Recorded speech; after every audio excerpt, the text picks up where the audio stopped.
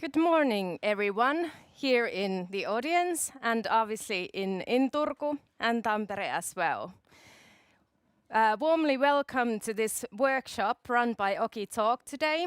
This is part of a project funded by the Ecosystems of Growth, Digitalization and Growth Services.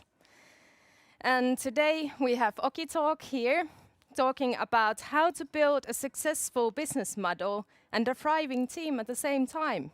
Quite a big question, right? And today we are receiving a good answer to this question from Oki. He has 20 years of entrepreneurial experience and he's passionate about startups. Please give you a warm welcome to Oki. Thank you, Laura. Thank you very much. Thank you. So yeah, two very small questions that we're seeking the answer to today, building a successful business model and also a thriving team at the same time. To be honest, nobody can at this very moment answer both of these questions in any way accurately. We have guesses, we have thoughts, we have theories, we have processes and we have tools, but we have no definite answers of how to exactly do these things. What I'm going to do is I'm going to pour all my experience into the next 3 hours of what I think and I believe, and others believe too, that are pretty good ways of trying to achieve these two things. These two things are the lean startup theory or the lean startup methodology, and then what I call lamely team building. But the team building part is something that we actually go pretty deep into today also. So my name is Oki. I love startups, I love innovation, I love a few things about them. Keywords going towards vulnerability and curiosity. And those are actually the main two tools that we're going to explore today. In the guise of, or in the disguise of lean startup and team building. I've been mentoring quite a many startups. I think I lost count at about 800. I've run a few incubation programs. I've created maybe 10. And I just love doing this job. So I'm happy to be here sharing these things together with you. This is basically going to be our theme today. So we're going to take a peek in the beginning to the rabbit hole of this business model building and team building. And with this peek, I just want to kind of take a look at why do these startups fail. And then we'll go deeper into the rabbit hole and let's see where we emerge. So why does a startup fail? It's an age-old question. There's many answers to this. I like this specific one the most.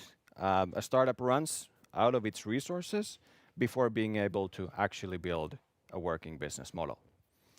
That's an easy kind of a getaway answer to the question. But it begs the question that why does that actually happen? Why isn't then a team able to actually build a successful business model before it runs out of the resources, the funding it raised, or maybe some mental humane resources like just having to give up because you've run out of energy? Usually the reason is that there is this runway, there is this time that the startup has to figure things out, and if they can't do it in time, you could say that, well, you did it too slow. You weren't fast enough in learning how to actually build this business model.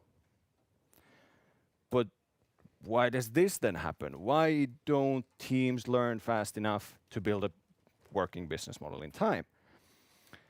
Well, basically, before even going to this assumptions thing, the back reason is that the team actually builds something for the end users that the end users don't give a rat's ass enough about, and thus cannot sell its products to the customers. So, in other words, the team is solving too small of a problem for maybe too small group of a people to make the business model work. And this happens because as startup entrepreneurs, we, as every human being, we assume things. We assume that my idea is the greatest one in the world, and I'm going to build it to these people. They're going to pay this much. They're going to forget about their existing ways of doing things, and they're going to embrace mine because mine is cheaper or mine is more efficient in getting the job done. And while we assume these things, they of course feel great for us founders. But if we don't validate them, if we don't really find out if our assumptions are correct before building it into a product, then we usually run into problems. We build products that people don't give a rat's ass about. So why does that happen then? Why do we build things based on our own assumptions that ultimately lead to startup failures? Here I think we're venturing into pretty interesting waters. So us human beings, we've been built, evolution has kind of built us so that the main thing for our body is to keep itself safe.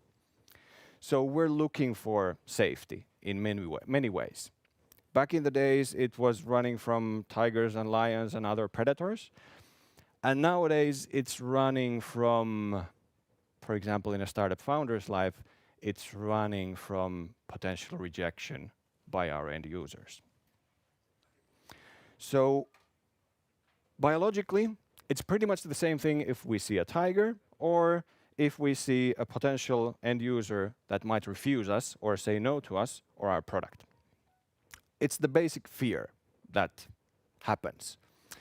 And that fear drives our behavior so that we're not going to talk to the end user first because it doesn't feel safe.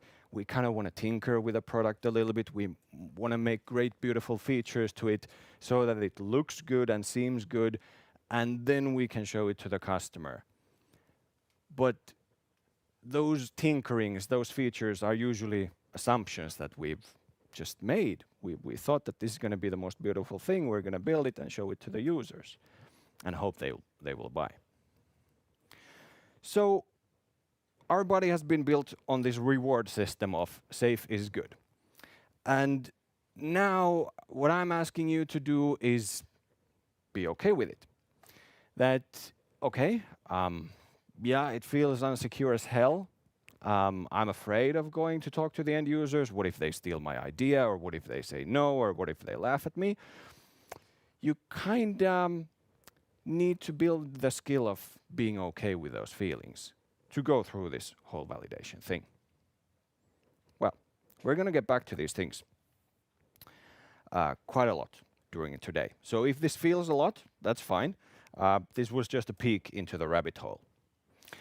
So the safety, of course, we know that building a startup includes risks. There's no way around it. If we're building something new, if we're building something that hasn't been built before, if we're trying to solve a problem that hasn't been solved well before, well, we need to build something new.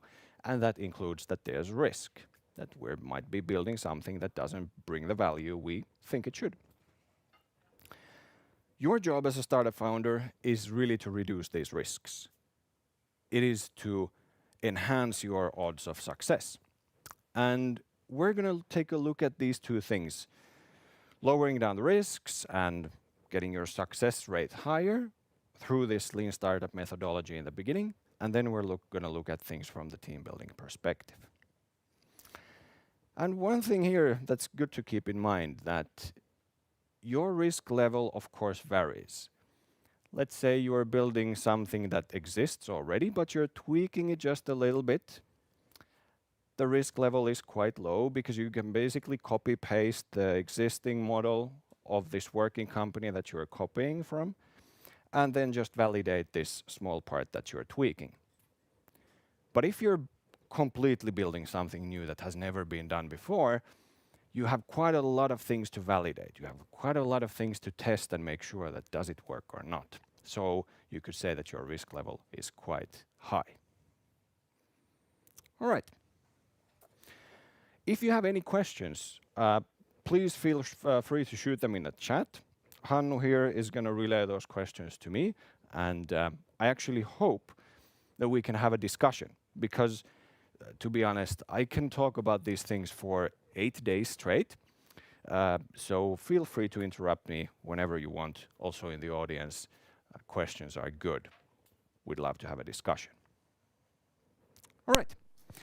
So if we take a look at things from another perspective, talking about now, this very moment, the idea today is to figure out what kind of tools and processes will serve you best in your own startup journey. The job of those tools and processes is to help you build the culture that you believe will make your company great. That sounded like Trump. I gotta take those words back. Let's not talk about great. Successful, for example. How to make your startup a successful one. How to make it enjoyable also for you. How to make it fun. And through these steps, I believe that then it is way more reasonable, way more easier to actually get to your goal, get to that purpose of yours. All right. So if I would rephrase today's main theme with this, trying to figure out the business model, trying to figure out the thriving team, it boils down really to this. It boils down to accelerating your learning speed, which sounds maybe a bit gibberishy in the beginning, but what it actually means that to accelerate your learning speed, as a startup founder, you have to in the beginning say that, okay, I don't know everything. I have a lot to learn. I want to kind of tap into my own curiosity to help me learn these things. And I think I kind of have to be a bit vulnerable on the way. I cannot let my ego roam free and portray myself as the startup superstar CEO who knows everything, because we kind of just talked about those assumptions. You want to practice the level of self-awareness where you actually you understand and you hear your own thoughts while you're creating your business plan, while you're talking to your customers, while you're creating the product. And you want to distinguish between, do I actually know this? Can I prove that this stuff that I'm building now really works? Or is this just a thought of mine? Or is this based on a feeling of mine that I'm acting upon? So practicing self-awareness is key, both on the business model and actually on the team building. And no worries, we're going to get back to these themes many times today. There's a funny dualism when it comes to entrepreneurship and startups. On the other hand, startups can be, and really are, one of the most fulfilling ways to make a living. You can work on your own purpose, you can work towards your own goals, you can create the stuff that you want to create, and you don't have bosses, basically, if you're a founder. Of course, there's the board and the owners, but especially in the early stage startups, you are the boss. On the other hand, entrepreneurship can really be the scariest and most unstable way to make a living. If I take it from a sales perspective, if you, as a salesperson, go to a customer and you identify yourself with a product you sell, and the customer tells you no, then you, as a startup founder in that sales situation, might consider and think that I was rejected, that they didn't want my idea and my idea was bad. But that's not really the case. They said no to the product because it doesn't solve a problem for them, for example. So here comes the mental game of, first of all, are you just identifying yourself with a startup? If you are, and if the startup fails, your brain thinks that you failed. And that's not a great way to go. So as a startup founder, it's really good to keep your own identity, think of yourself as the founder, and then think of the company as a startup. And keeping those two separate is maybe one of the first steps of helping yourself work through this scary and an unstable way of making a living. So if we think about the topics today, it's not really about your next startup, but these themes are really about, the rest of your life type of thoughts. how to accelerate learning speed, how to practice self-awareness, how to build a great thriving team, and how to build a great working business model. All the skills needed you can utilize basically anywhere in your life. All right, let's move to some practicalities. The business model part, we're going to talk a lot about the lean startup, as mentioned. And from my perspective, the startup founders, when we're talking about early stage, idea stage startup founders and teams, the main task for them is to validate the hell out of almost everything that you do. We're going to get back to this many times, also when we're looking at the lean canvas. But this is definitely your most important task. And we're actually going to get back to this also in the team building part. Why do I believe that validation is the key? There's two ways, if I would categorize black and white, there's two ways to learn, two ways to build a business model. The slow way is to go the old school way of developing an idea, writing a 20 or 30-page business plan, building a team around yourself, creating the demo, doing it good old school way. Next steps are funding, market research, branding, and then ultimately launching maybe 3 years after. Now, if you're building something that hasn't been done before and you do it this way, the first learnings, the first actual learnings that you're going to get are in 3 years' time when you, for the first time, go to the potential end users and actually try to sell it to them. And been there, done that, most probably they're going to be like, yeah, that's great, but you know, I'm actually pretty happy with the way I'm doing things right now. So, you know, at least I'm not going to pay for that. I might use it sometimes for free, but maybe not even that. And that's the first time you actually learn something meaningful. And then you start to pivot. Actually, before you start to pivot, pivoting means changing your business model in one way or other. Before you even pivot, you panic because you've just invested 3 years of your time, you've invested 3 years worth of startup funding into building something that you now learn that, oh, doesn't really actually solve the problem for the end users that I thought it should. So that's the slow way to learn. And then you have the fast way to learn, which is based on lean startup methodology. So in the beginning, in the idea stage, what you want to do is you want to identify and start immediately testing the riskiest assumptions in your idea. Easiest way to do it, for example, is you just find one person with a big enough problem that they're already looking for solutions, they've tried other solutions already, they are aware of the good and bad things of the solutions out there, and they're still looking for something better because they're unhappy with the current way of doing things. Now, that's your place to be. You want to talk to that person, you want to understand why the hell is this all happening?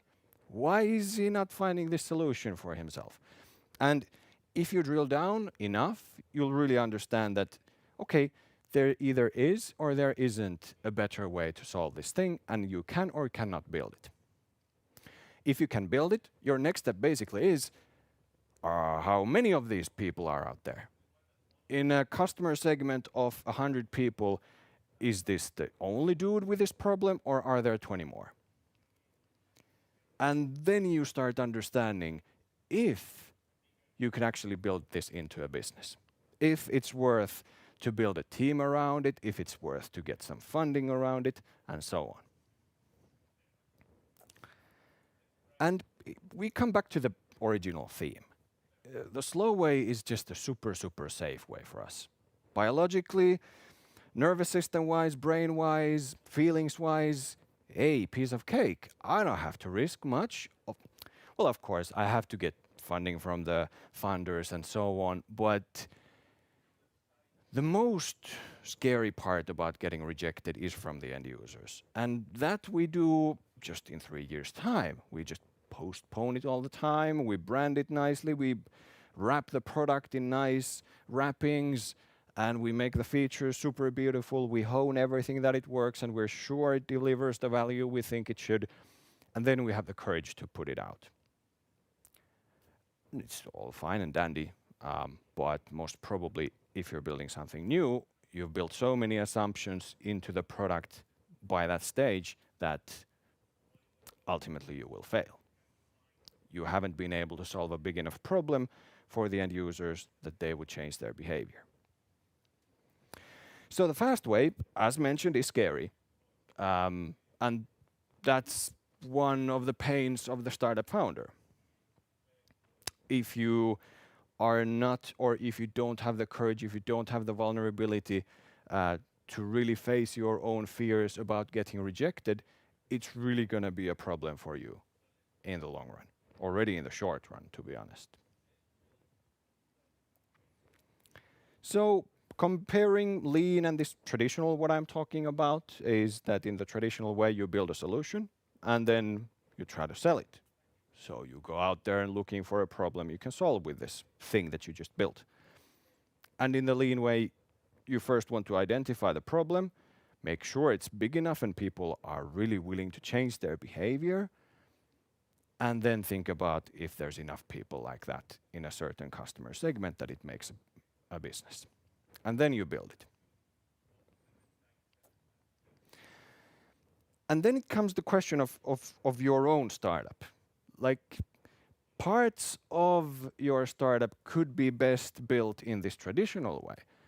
You just copy-paste a very successful competitor's certain feature set, or how they've executed their online marketing or their social media strategy. You might copy-paste that because you've seen that, God damn, that works.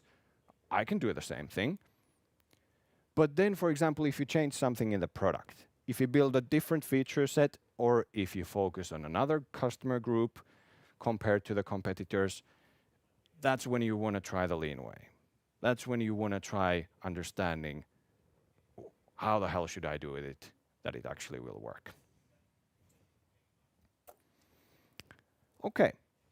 Early adopters is Hannu. Is there any questions, by the way? Okay. Feel free. Please ask questions here in the audience or online, because it'll be much more fun that way, to be honest. Oh, typing is happening. Typing is very good. No rush in the typing session. When you've finished typing, please ask the question. I'll continue with the early adopters for that time. I'm going to be talking about early adopters quite a lot. These magical creatures are people who are distinguished by a certain set of features that you have to know as a startup founder. We talk about the early market and we talk about the mainstream market. There's different terms when we talk about this curve, but I feel like this is a pretty good way to put it. In the early market, we have the techies, the tech enthusiasts, and we have the early adopters. Techies are people who get excited about anything new. They are just happy to test all good new gimmicks and things and get the experience, get the rush out of it. Early adopters are a quite significantly bigger group. They are the people who are aware that they have a problem. I am missing one slide here, unfortunately.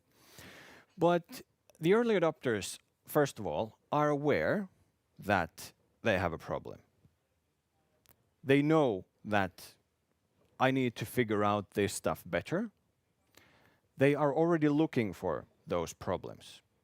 Their own behavior, if you ask them, they will tell, for example, when was the last time that you tried to solve this problem that you have? They might start a 10-minute rant about, well, yeah, every month, actually, about once a month, I Google around. I try to see if there's a new solution related to this.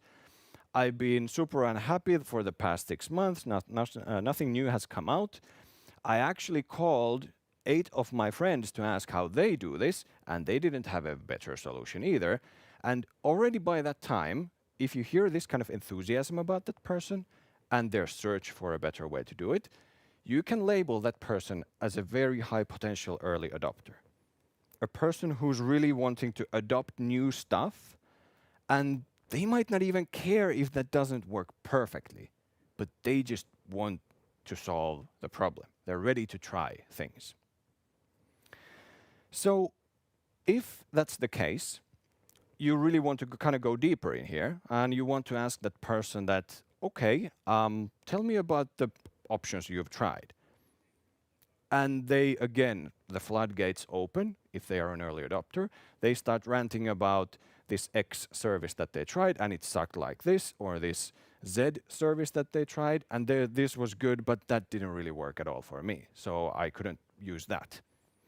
And that's when you start mapping out, okay, what is this person actually trying to get done? That's basically you setting up your sales pitch for the later days. And if you identify this person as somebody who's really, really enthusiastic about finding a solution, you can even pitch your own stuff right there. Say that, well, actually, I've been also struggling with this problem. I've tried the same options as you. I found that to be pain in the ass and that to work well, but it didn't do this for me. So now I'm thinking that I'm going to build this. If I'm going to build it, I think the first demo will be ready in 3 months. Would you want to be in my first community of people who try it out? If they say yes, you invite them to an online workshop in 3 months. You send the calendar invite for them, and that's your first potential test user. So that's how you figure it out. Now, the next step you want to do, for example, is once he has confirmed online invitation to come to this workshop, you ask that person that, do you know anybody else with this problem? And if they say that, well, yeah, in my football club, we've been discussing this with at least 5 people, and what you want to say that, can you extend the invitation to them, or can you give them can you give me their phone numbers or emails, and you get those contacts and you contact those people, and that's how you move on. So you start building this pool of early adopters in the beginning. Why am I ranting about these early adopters is that usually the case is that they're not easy to find. When you have an idea, you start looking for those early adopters. You start understanding that, oh, goddamn, that people they're aware of this problem, but they have never actually tried to solve it. And that's where you start understanding some levels of these early adopters. We as human beings, we like complaining about shit all the time. Apologies for my French, but that's us. We complain a lot about different stuff. Oh, is there a question? Yes. There is a question from Juha Junes. How do you find these early adopters? Any good examples? An excellent question. Thank you, Juha. How do you find them? My best strategy so far is that you go either offline or online into the biggest congregation of potential early adopters. So let's say that you are targeting football fans. I would head to the local Oulu or Tampere or Turku football club match. And I would, for example, interview people while they're sitting next to me or while they're having a beer on the break or wherever. Or I would go to online forums of those teams and I would start asking questions. I wouldn't try to pitch my thing when I registered the online forum yesterday. If I start selling something, I'll be thrown out. So what I would do is I would start asking those people that, hey, I just joined you guys. Great to be an Oulu football fan. I've been struggling with finding a solution to this football-related or football fan-related thing. I can't find a good mobile app for this Oulu team, for example. And has anybody else, faced this issue ever before? And have you found any good solutions? And if that starts a conversation of, oh, yeah, I hate this thing too. I hate using the web for these kind of things. I wish there was an app. And if there's 20 people saying the same thing, maybe you're onto something. Maybe you're not alone with this problem and there's other people with this problem. So whatever way you can get into a situation where you will be surrounded by potential early adopters, that's where you want to head. And then you start experimenting like this.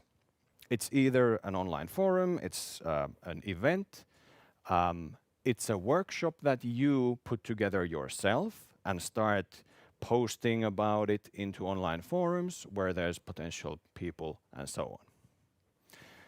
One very efficient way nowadays is actually to establish a community of your own if there's nothing existing at the moment.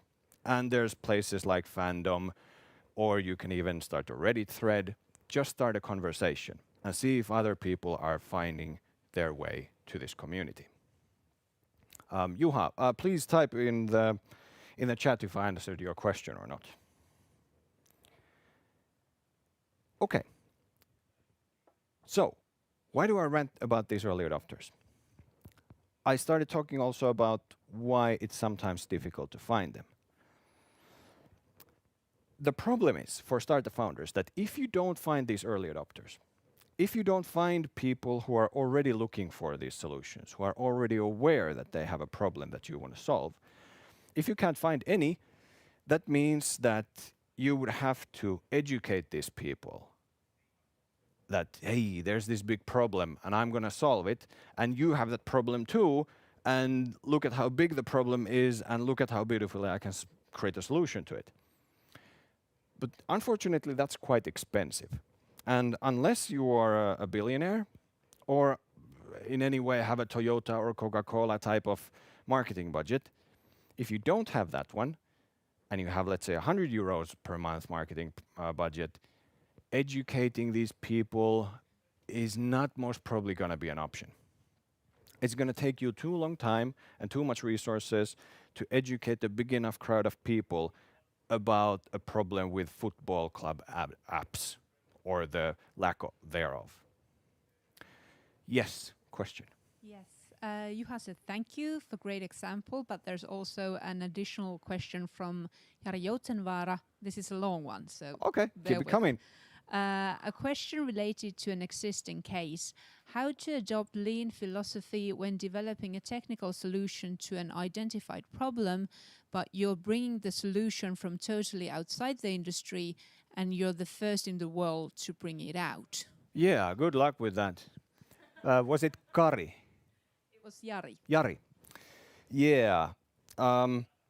You just listed a set of problems or features in a way that are exceedingly difficult, completely outside of the industry, something new. If you don't have an existing network in the industry, all these are quite large barriers for you to overcome. But I would start first. I would, based on the description, I imagine this is a B2B case. So in the B2B world, the first thing you have to do is basically build your network. You have to have a network of trust so that people in this so-called B2B world can actually open up and share and tell you about their problems with their current existing ways of doing things. If you don't have this trust, then there's not ever going to be a chief product officer or a CEO who will open up about their darkest business secrets about how a certain part of their business sucks because they just don't have a better solution. So to get to those discussions, you have to build a network, you have to build trust inside this industry so that you can actually get in and understand, are you solving a big enough problem for a relevant group of people that it could become a business? How to do it in the lean way? Well, without trust building, there's no matter what you do, you're not going to get into the details well enough. So that's the first one. If you have trust, then it's okay to start experimenting with these people that you have gotten the trust with. The simplest way is, of course, to do interviews.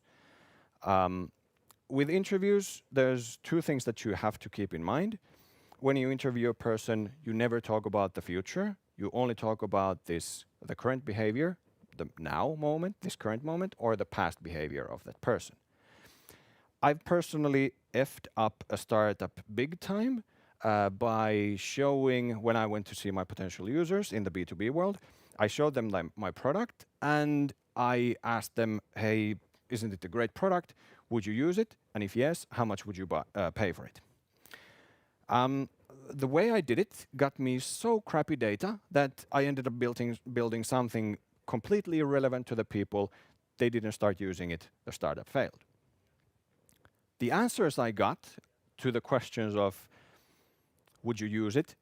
Oh yeah, this is a great product. I would definitely use this. This would solve many of my problems. And how much would you pay for it?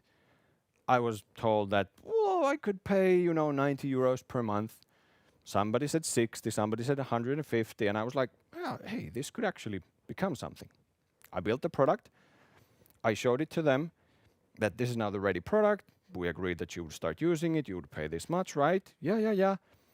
And then when it was actually the time that they should start using the product, I started getting messages that, oh, yeah, I'm pretty happy with the existing things I have, and learning this new system is kind of a pain in the butt. So I'm just going to continue with email and the regular stuff. And I was pretty flabbergasted. I was like, what the hell happened? You 7 months, 6 months ago told me that you would use this product and pay this much.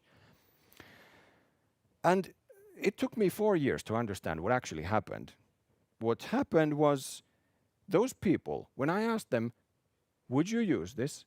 They had no way in the world to actually know if they would use it. They had never used the product before. They just saw a demo.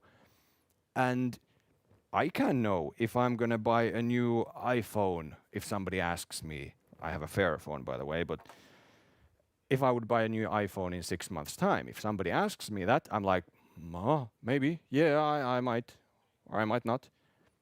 But because I'm asked the question, my brain tells me that that person expects an answer, and I try to answer the question as best as my capabilities do. Which this structure just creates bullshit data for the person. A better way to do this, for example, if I was talking to my, if I would have been a smart person back in the day, if I would have known these things, I wouldn't ask them, would you use this and how much would you pay? I would have asked them, when was the last time that you tried to look for something better to replace these emails and phone calls you seem to hate and you seem to complain about? And I was so frustrated with the failure of this startup that I actually went back to these people, back to the customers that I tried to sell my thing to, and asked this question, that when was the last time that you tried to look for a solution to that thing that I tried to solve for you?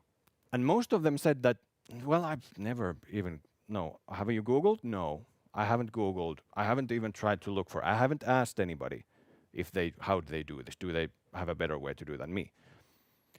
So I should have allowed those people to reflect on their own past behavior, and based on that behavior, I would have understood if they are early adopters for my solution or not. I don't know if I answered the question, Jari, at all. Jari has commented that actually you pointed it out, need to educate the client users so that they could convince the POs. Oh yeah, yes. A second B2B adventure that we can have right now is B2C. In the B2C world, if you're establishing a startup with a B2C customer base, the same person is the decision maker, the budget holder, and the end user. That same person does all the decisions for their iPhone, for example. But in the B2B world, different people have these roles. So marketing manager can be the decision maker. The marketing assistant can be the end user. And then the budget holder can be the CEO. So what you have to map out and figure out is, how do these people in their own roles inside the company, how do they measure their success? So you have to understand what the CEO considers to be the most important metrics. What about the marketing manager and what about the marketing assistant? And you have to be able to, on some level, solve a problem big enough for each of these roles and the people in those roles so that they say that, okay, I want to make this decision, it's good for me. I want to put in this money, it's good for me. And I want to use this, it's good for me. So it takes a boatload of more effort to validate all this when you were talking about the B2B world compared to the B2C. And here the key is really the success metrics, because that drives people. The CEO is most probably driven by revenue and profit, if we take it black and white. The marketing manager, their behavior and their budgets are usually driven by how can I get most sales, most revenue with a smallest budget. Or if they're very human, as we usually are, they want more budgets, so they actually want to splurge their budget but still get good results, because otherwise their budget will be cut. So here we enter this fascinating world of human behavior, because we're not logical. We definitely are not logical beings. Even if we are the CEO of BMW, we're driven by weird things inside the company, how the company measures us. And that's how usually we behave at work. That's something you need to understand when building for the B2B world. Okay, I hopefully replied to that question. So if there's no early adopters, you have to educate people. That's a problem. It's going to take time. It's going to take money. And those are the people, the pragmatists, and maybe some of them are the conservatives of this wave. And changing those people's behavior is almost impossible, usually, with your limited startup budget. That's why you have to find early adopters to get into the market, most times. I'm going to give an example from the B2C world. I talk a lot about B2B. So B2C now, this is a Finnish company called Yogaja. They were established, if I remember right, 2013. This is about 50% fiction and 50% fact. Yogaja did a lot of experimentation in the beginning to see if anybody would give a rat's ass if they built the first interactive online yoga studio in the world. And do enough people give a rat's ass that it could become a business. I'm going to flesh it up a little bit to make this kind of a perfect world case for you. Here's a couple of experiments that you can do and what they did. So they came up with the idea, and they thought that, yeah, there's like existing alternatives like YouTube or going to the yoga class or doing it yoga alone at home. So would somebody actually pay? Would somebody join this kind of interactive online yoga class if we would establish something like that? And they thought that, well, there's two ways of doing it. We know some investors, maybe we'll look for some money, maybe we'll build the platform and then we'll see. Or is there a cheaper and easier way and faster way to do this? Well, yeah, Skype exists. There's people in Facebook groups, yoga groups. So maybe, yeah, what we'll do is we'll just tell people that we're going to give a free interactive Shanti yoga class 9 p.m. LA time on the 18th of December. We'll post that with a Skype link on these Facebook groups that are filled with yoga doers. And let's see if somebody comes to the class. That's what they did. And they found out that 50 people joined the first class. And they were like, holy hell, like, who are these people and why did they come? And that was exactly their next experiment. They did a similar class, free for everybody, and they asked people to stay after the class to answer some of the questions. The first one being, why did you come to this course?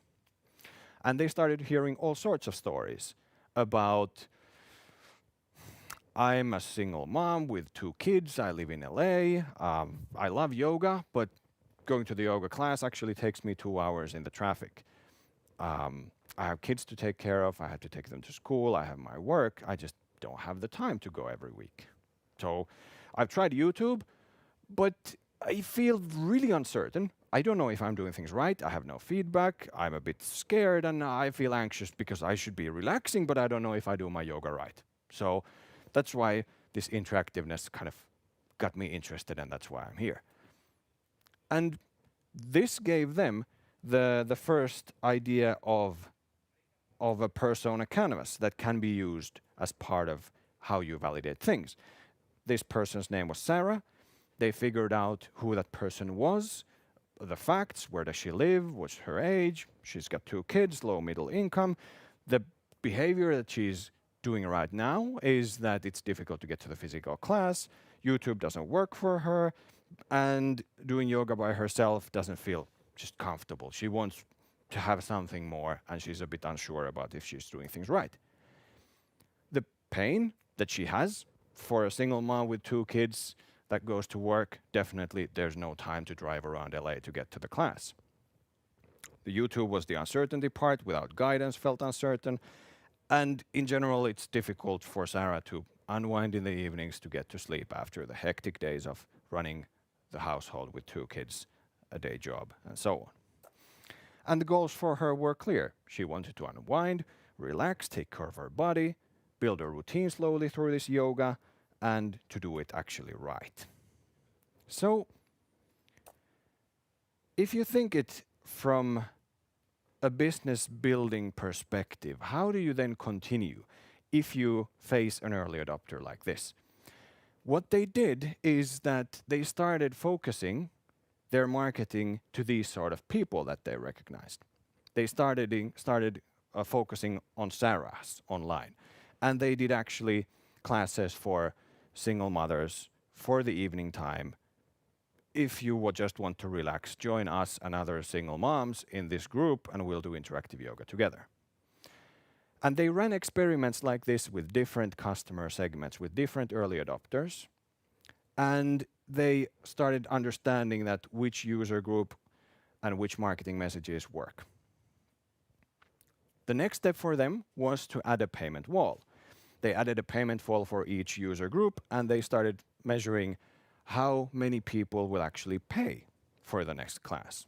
How they did that was that they sent everybody an email that, hey, if you want to join the next yoga class next week's Thursday, 9 p.m. again, same Shanti Yoga, same teacher, wire €5 to us through PayPal, and we'll send you the link to join the class.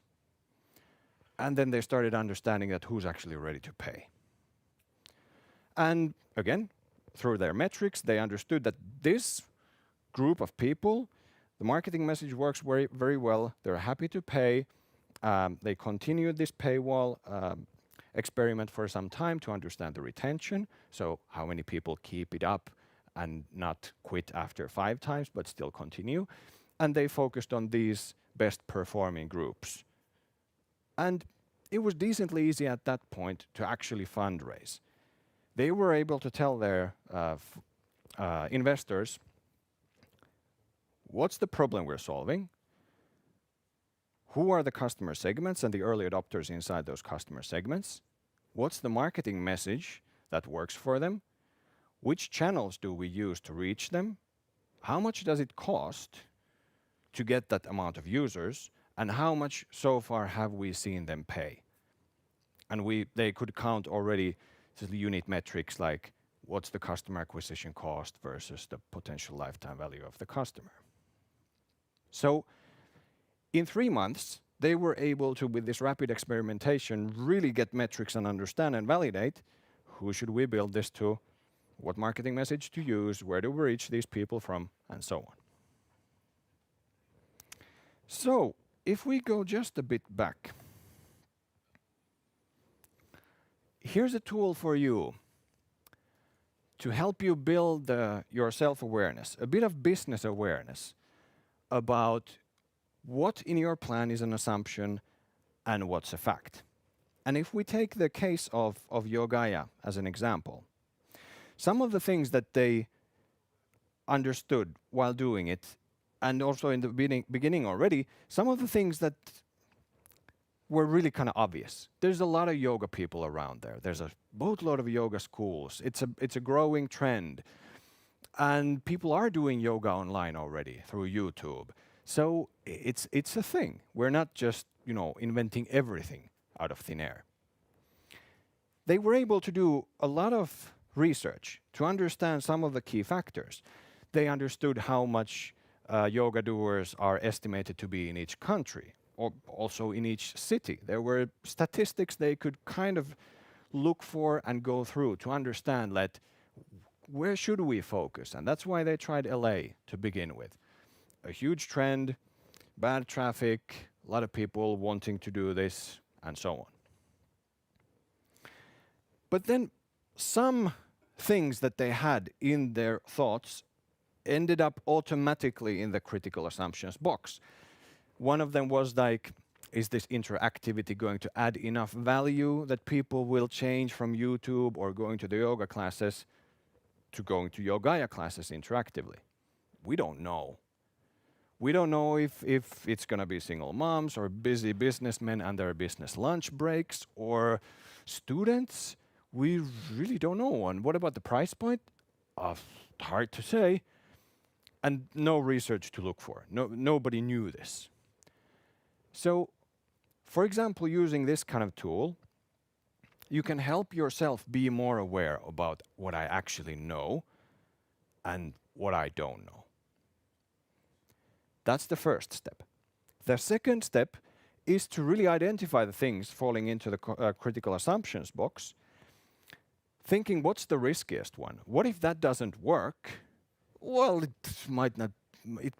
If the pricing will be 3 euros per month or 5 euros per month, that's not such a huge difference.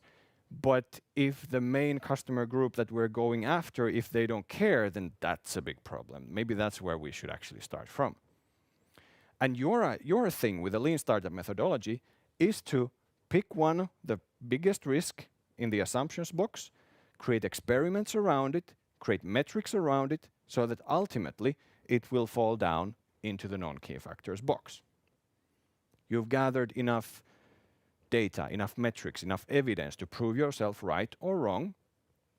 And while doing it, you'll learn a boatload of things. You will most probably learn that the assumption was, wrong, but there's this fact that I hadn't understood before, and that actually opens up a really interesting opportunity for us. We should validate that. And that's how the learning goes. Oh. Forwards, not backwards. I think we're going to have a chat about how this works on the Lean Canvas and what it is, and then we'll have a break. Lean Canvas is the next step in the process that you can start using. It's 9 boxes. Basically, this is your business plan. You could write 30 pages of things, or you could start inputting things on this canvas. It's 9 boxes, as mentioned. The idea is that it's alive. It's never a static thing, and you always update it as you validate things. If we take the Yogaya case and see how the canvas works for us, the early adopters box that we have will have the single mother early adopter group.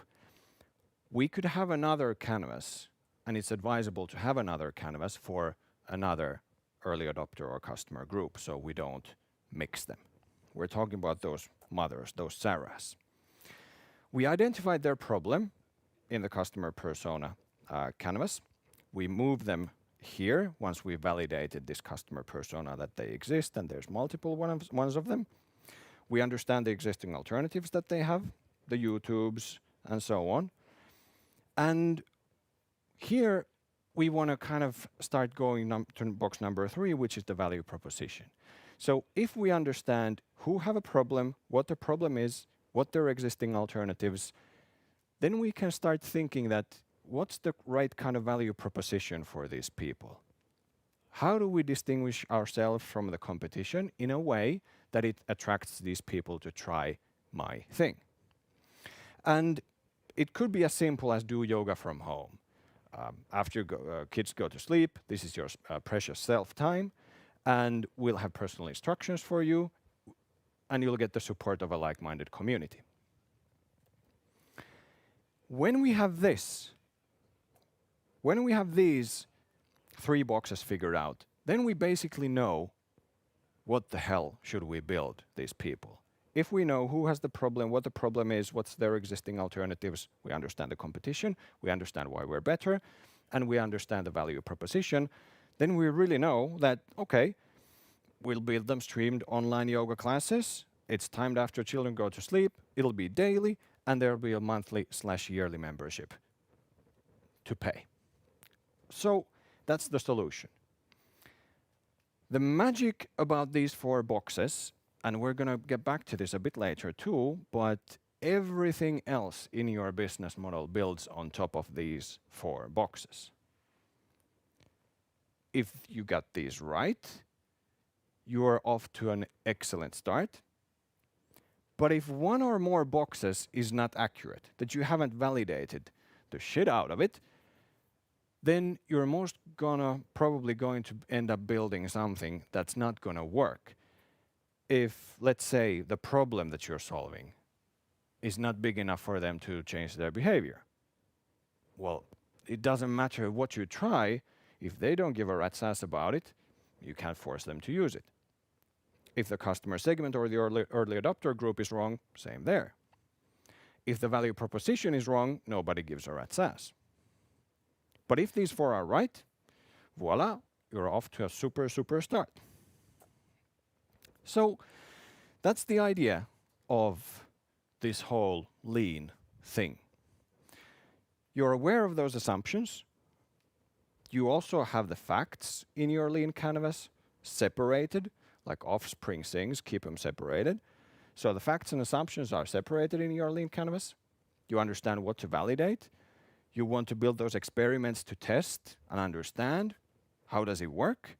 And then you get those answers and metrics from your end users that do they actually give a rat's ass about it or not, for example. Is it going to change their behavior? Do they want to hear more? Do they want to join that workshop? Is their behavior showing that they are actually interested in this? And then you modify the assumptions on the canvas. And that is the cycle of Lean Startup. All right. Before we go more into the Lean Canvas, it's time for a break. We'll be back at 10:05, so we'll have an 8-minute break.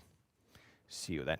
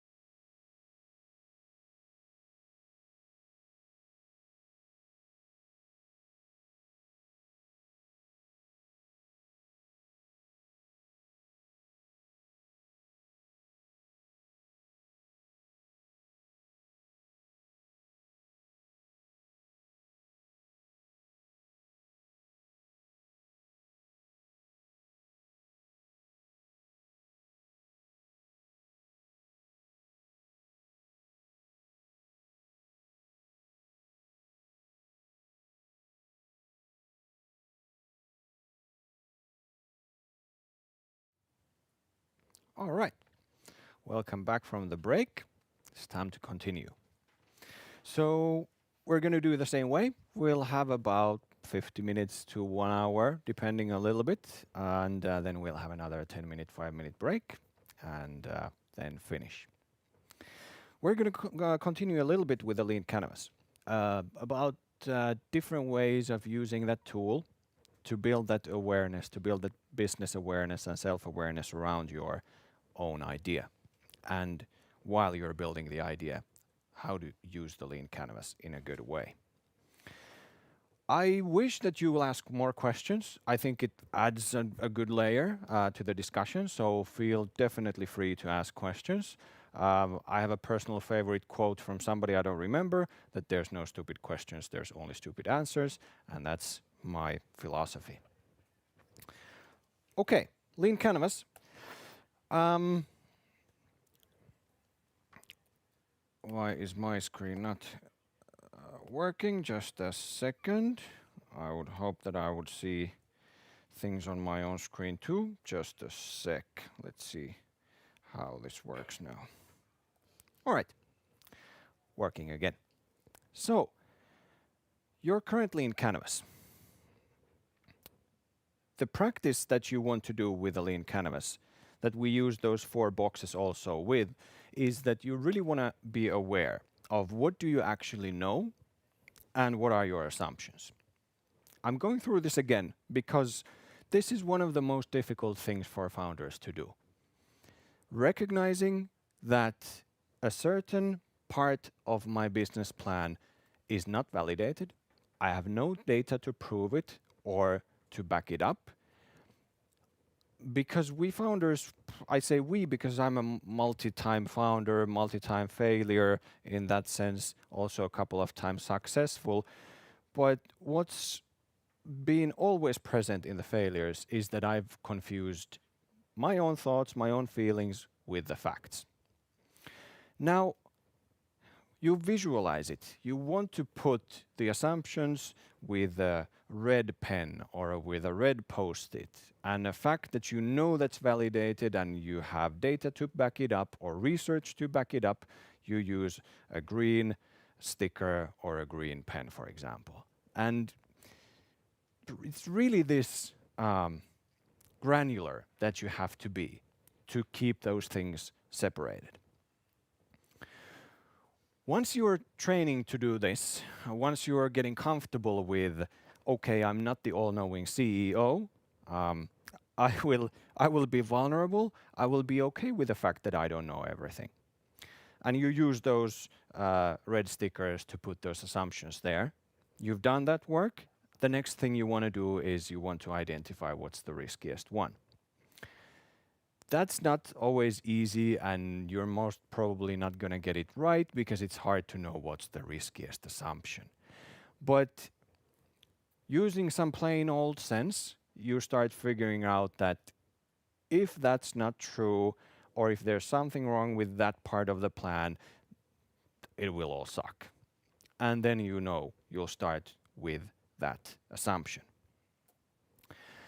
And again, I really want to underline this, that if you don't, first of all, identify those assumptions from the facts, and if you don't do anything about them, you will end up learning so slow that you will not be able to build a successful business model by the time you run out of resources and you end up failing.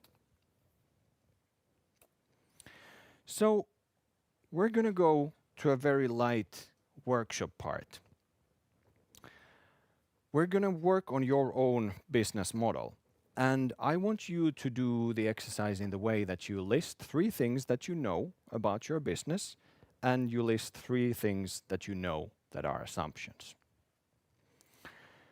Later, you can gather up with your team members and see what all of you wrote. If you're working on this alone, that's fine too. You'll do it as a homework too, in a way. You'll take a new look at it. But as a team, you don't need a Lean Canvas right now. You can, for example, just list in a word that this goes to the solution box. My assumption is that the pricing will be this, or if we're talking about the value proposition, for example, I believe that based on my understanding on the problem and the customer segments, the value proposition that will work is that get the exclusive experience of a football club and the players into your mobile phone, if I'm talking about the app, for example. So 3 things that you've researched or have data from, those are the known things. Write those down, and then you have those assumptions that you're aware of that this doesn't really, this is not sure yet. So I'll give you 3 minutes to work on it, and then we'll continue.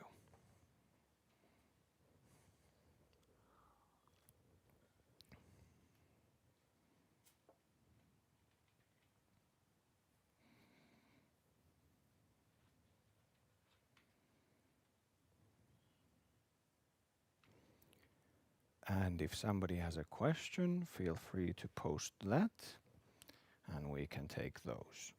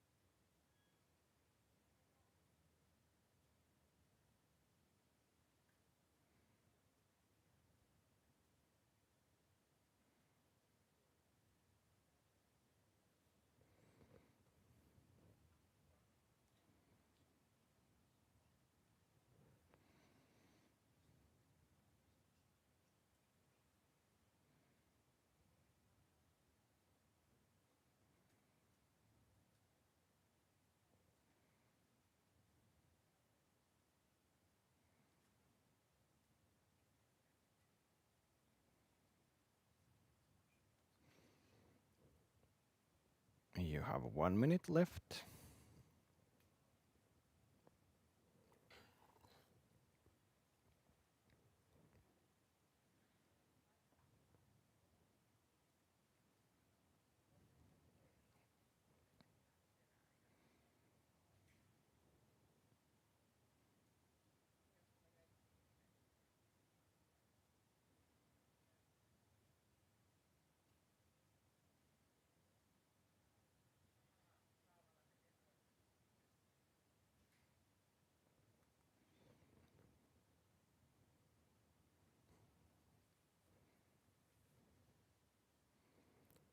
All right.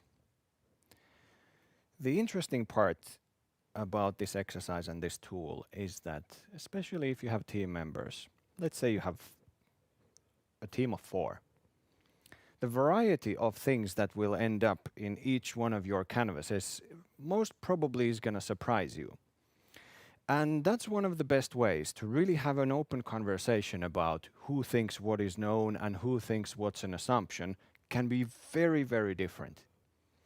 And it will also give you a glimpse into the chaotic nature of building a startup together with 4 people who look from their 4 different angles, 4 different pasts, cultures, and professional points of view about the same thing. And this is one of the very positive effects of this tool, that you can actually share these. You can actually have an honest, open discussion that what is actually known, what do we know, what do we have, what don't we have, and where should we start from. That's something, unfortunately, too few startup teams actually go through. They don't have these discussions. And in the beginning, it's extremely, extremely important to go through this. And usually, it's a tedious job for one person to try to keep this conversation up. But I would encourage you that have somebody accountable for this. Choose one person from your team who takes the accountability of driving this discussion and going through this discussion, let's say once per month. What's happened? What's changed? What have we been able to actually validate? What have we learned? And by doing that, your team can actually work together to create something meaningful. Without that discussion, most probably you're four people with their own assumptions, own thoughts, of course, own feelings, running around and not really working together.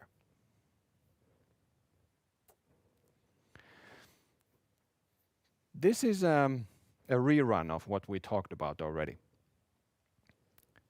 The lean canvas gives you a great model to think about how your business model actually builds on top of layers. You really need to understand the problem that you're solving. You really need to understand the existing alternatives that people are using. If you don't understand that, you have nothing to build a solution to. You really need to understand the early adopters and later the customer segments. Who am I doing this for? When you understand those two, what's the problem you're solving and for who, you understand how to put it into a marketing message, into a value proposition. That's the layer number 3. Again, experiments going to go through that to learn what works. And then when you understand what's the message, then you know exactly what to build them. At least the first features. What problem should I solve, for who, and why the hell are they really interested in this? What's the value proposition that makes them click, makes them want to try this?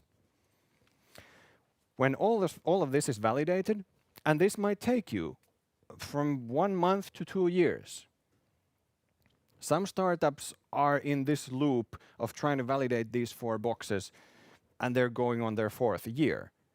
And they've had some success in building a mediocre revenue stream, but it's not scaling. It's not booming. There's no promise of that huge exit yet. But they've got some of the stuff working, but they're still continuing to look for because they want to make it big. So, as mentioned, if one or several of these 4 don't work, you have basically yet nothing. You don't have a working business model. And this is coming back to the why startups fail, that if you haven't validated every box of these thoroughly, your business model is going to fall flat. You're risking a lot. You're chancing a lot that I haven't validated if this value proposition works really, but we have a pressure from the investors to launch to get some revenue, so let's take the risk and launch. And you put in 5,000 euros for an online marketing campaign to begin with, and you see the first 3 weeks that you're actually struggling to find that what could work, and let's say half of your budget went down the drain learning that, okay, that didn't work either. Oh crap, that didn't work. And then maybe halfway, when you're burned half of your marketing budget, 2.5K already burned, you'll start learning that, hey, this actually works. It's super expensive that way. It's both expensive on the money side, but also on the time side. It takes a boatload of effort for your team under the pressure of, we have this 5K budget, we need to make it work, we need to get the metrics together to show the investors that we have traction, and they will invest more. Without that burden, without that pressure, without that budget running all the time, it's way easier for you to experiment. So allow yourself, create that space for yourself to experiment safely and see what actually works. The perfect timing is when you don't have a budget because you're not burning money, you're not taking huge risks, you have all the freedom in the world to experiment and try and learn fast. Okay. So, back to the beginning. Again, it's difficult because it doesn't feel safe. Validating this, going to the early adopters, speaking to them, facing potential rejection 100 times, it's not nice. Nobody wants to go through that. And that's why our body tells us that no, don't go to anybody, don't talk to anybody, don't show your product to anybody until it's really pretty. But that's the slow way to learn, of course, we know that now. All right. So again, Lean Canvas is a tool for you through practicing that self-awareness, that business awareness even of assumptions of what is known, it really helps you accelerate your learning speed. That's the whole point of the Lean Canvas. Be aware of what is going on and then act upon those to accelerate your learning speed.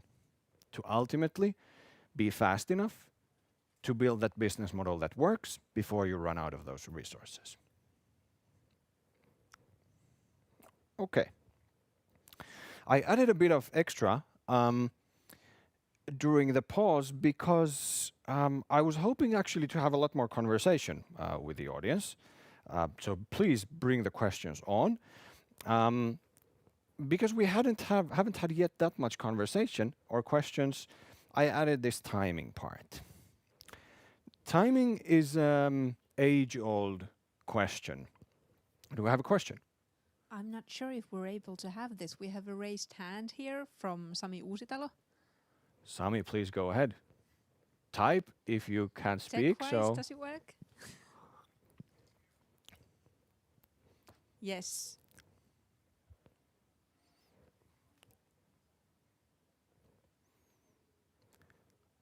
We have a question incoming from Sami.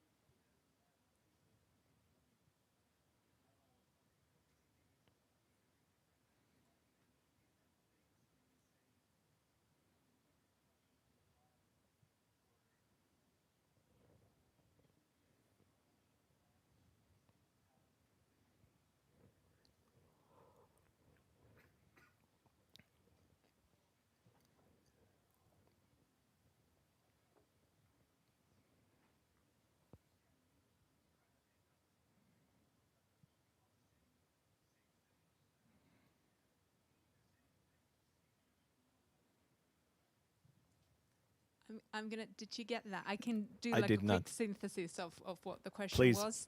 So basically, people coming from all different cultural backgrounds and English, or they don't necessarily share a common language to begin with.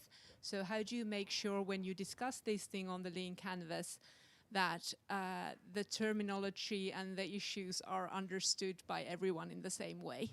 That's an excellent question. Thank you, Sami, very much for pointing that out. Well, you do and you don't. So what I mean by that is you have to start from the basics, like you said, the terminology, and make sure that everybody is on the same page.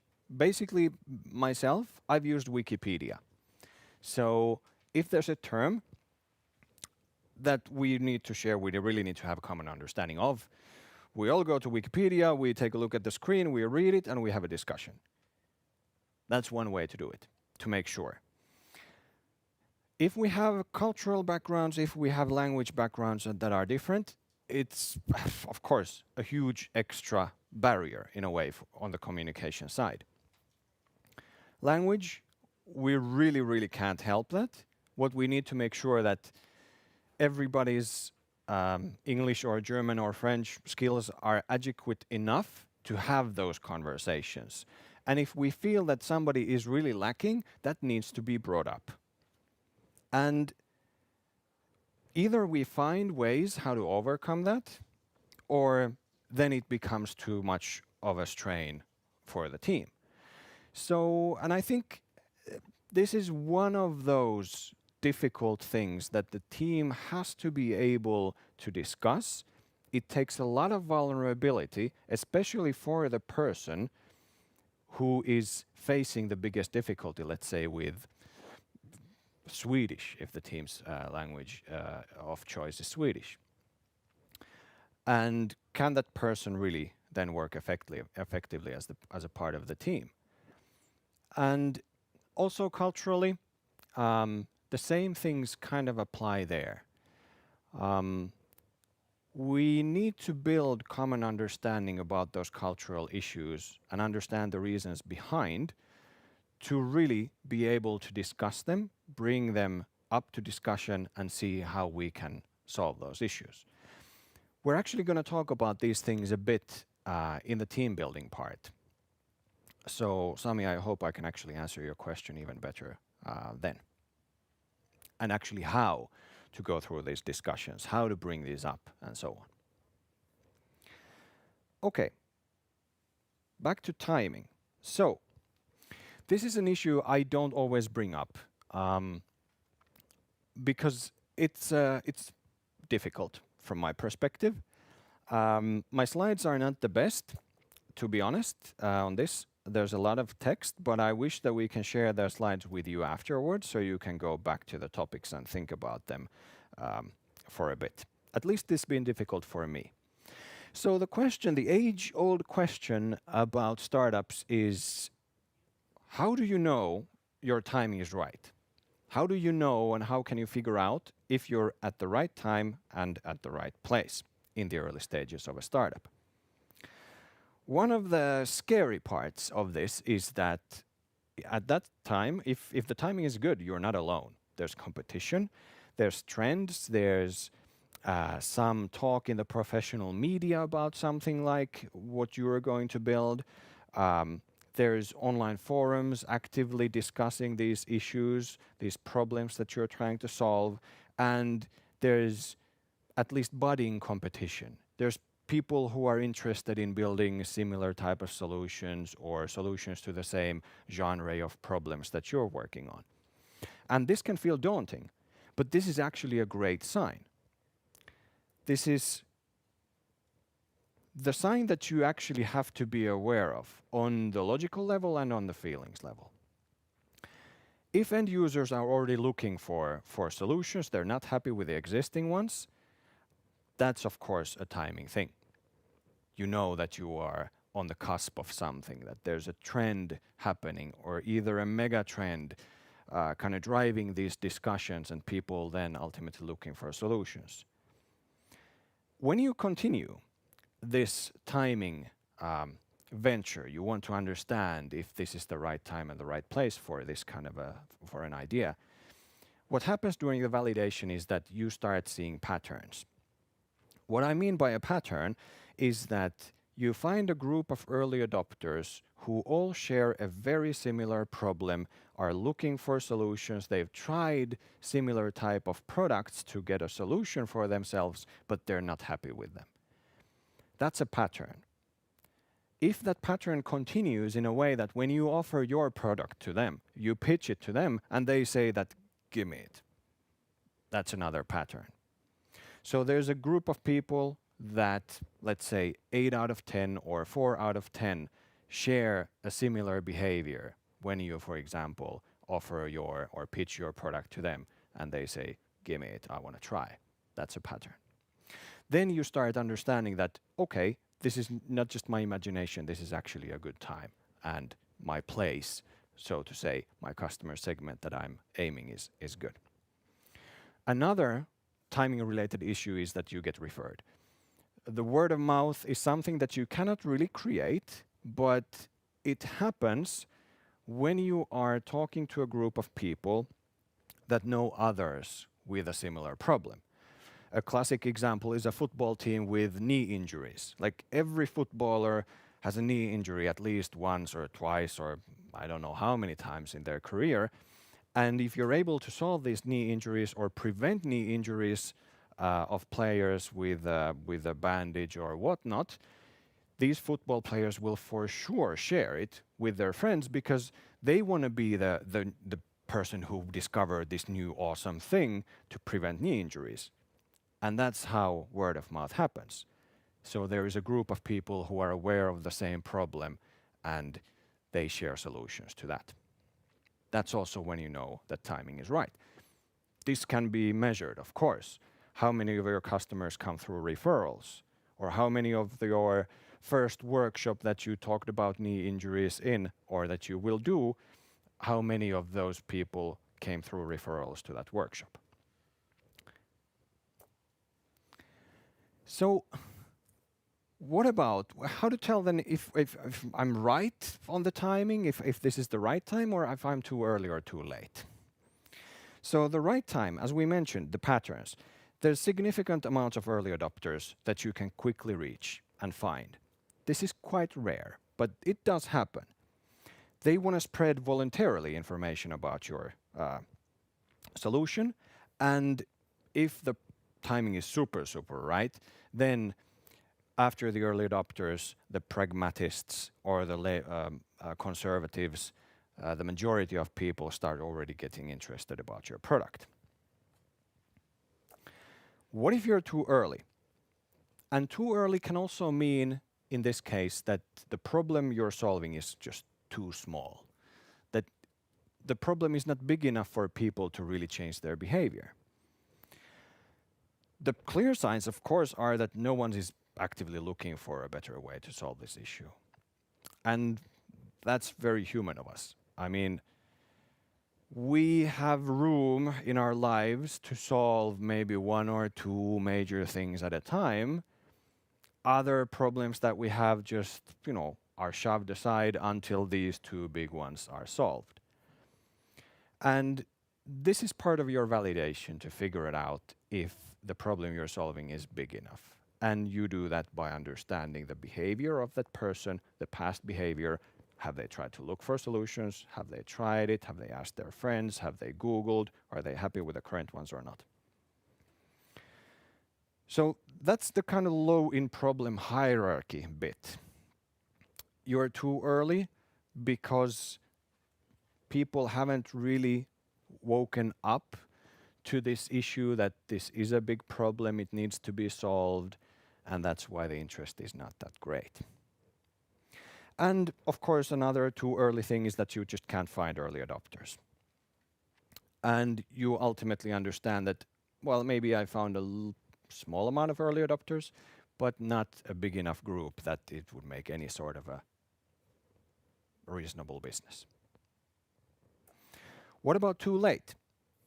Too late for a startup means that the market is saturated in a way that it is expensive for you to obtain customers. It means that it might be even hard to find early adopters because they are pretty happy with the existing solutions. The market is full of options and everybody has kind of found their favorite and they're happy enough with them.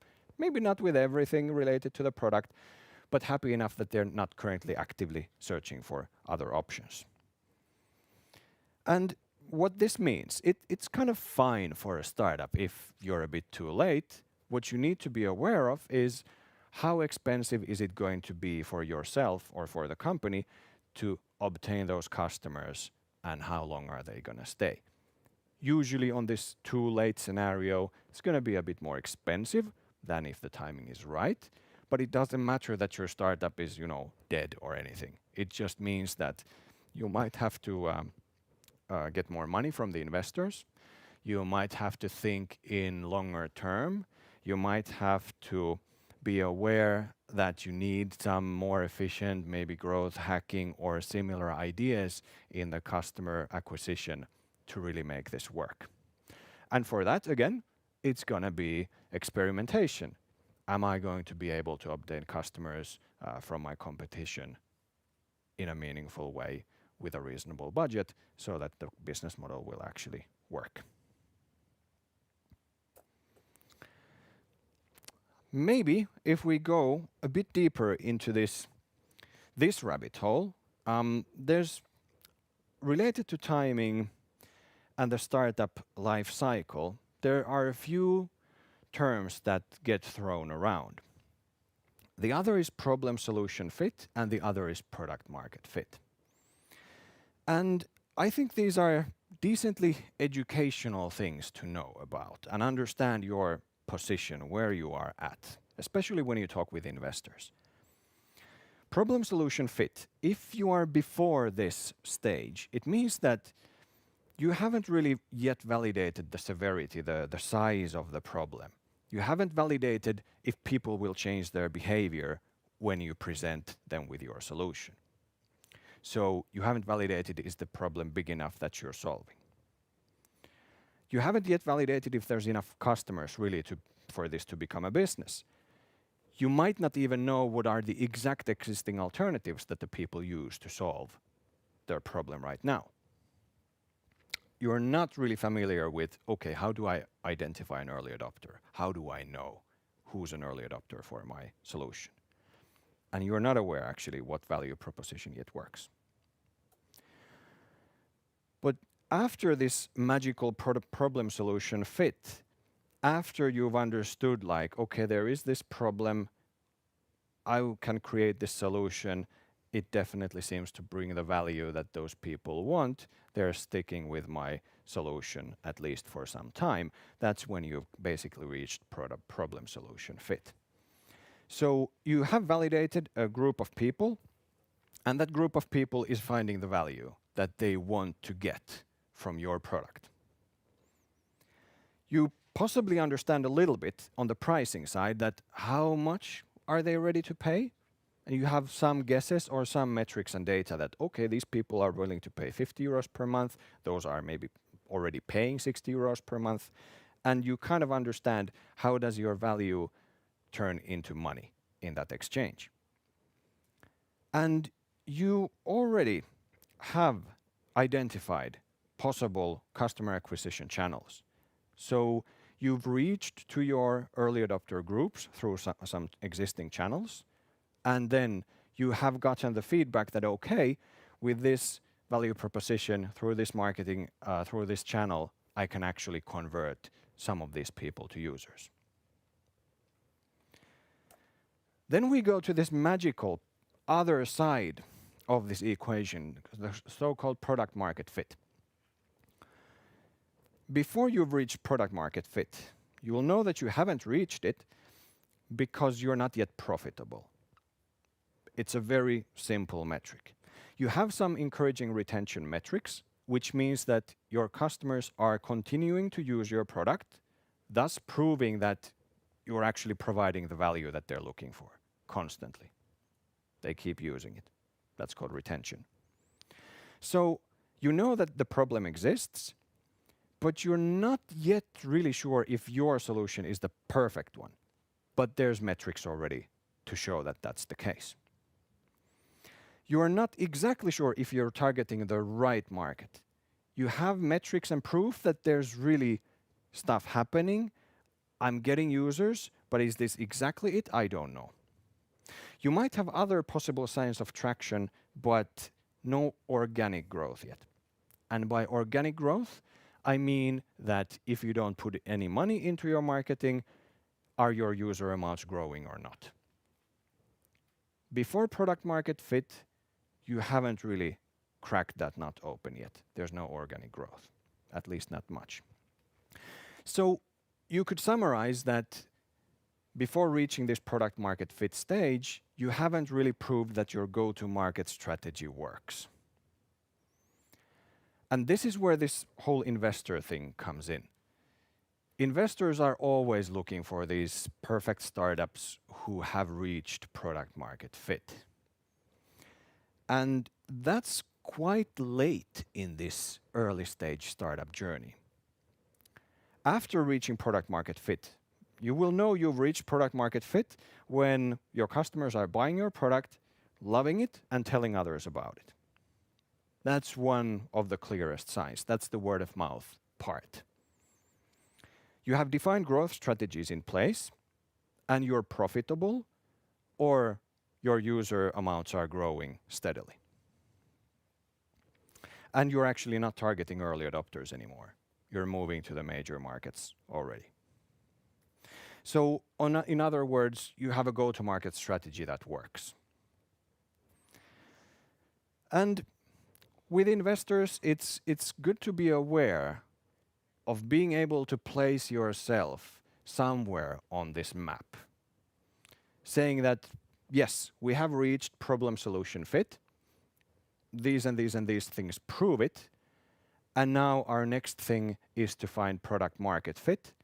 And for that, we're going to need 100,000 euros or 500,000 euros to reach that stage. Then you have some vocabulary that most probably both of you understand. Any thoughts or questions about this? Right, keep them coming if you have, because we're going to take the other rabbit hole next. So we've been talking about the business side extensively, hopefully, and now we're going to go to this other side of this equation. So our topic was, how do you build a successful business model and a thriving team at the same time? I've been prepping this team topic with these talks of human biology, how the body wants to keep ourselves safe. That's the number one priority for it. Why is it difficult to accelerate your learning speed? Why it's difficult to go to talk to your end users without a product, for example, fearing of rejection. How do you then, and what kind of tools and processes can you use for, first of all yourself, but also together with a team to help yourselves accelerate learning speed also in this team building side? That's the idea.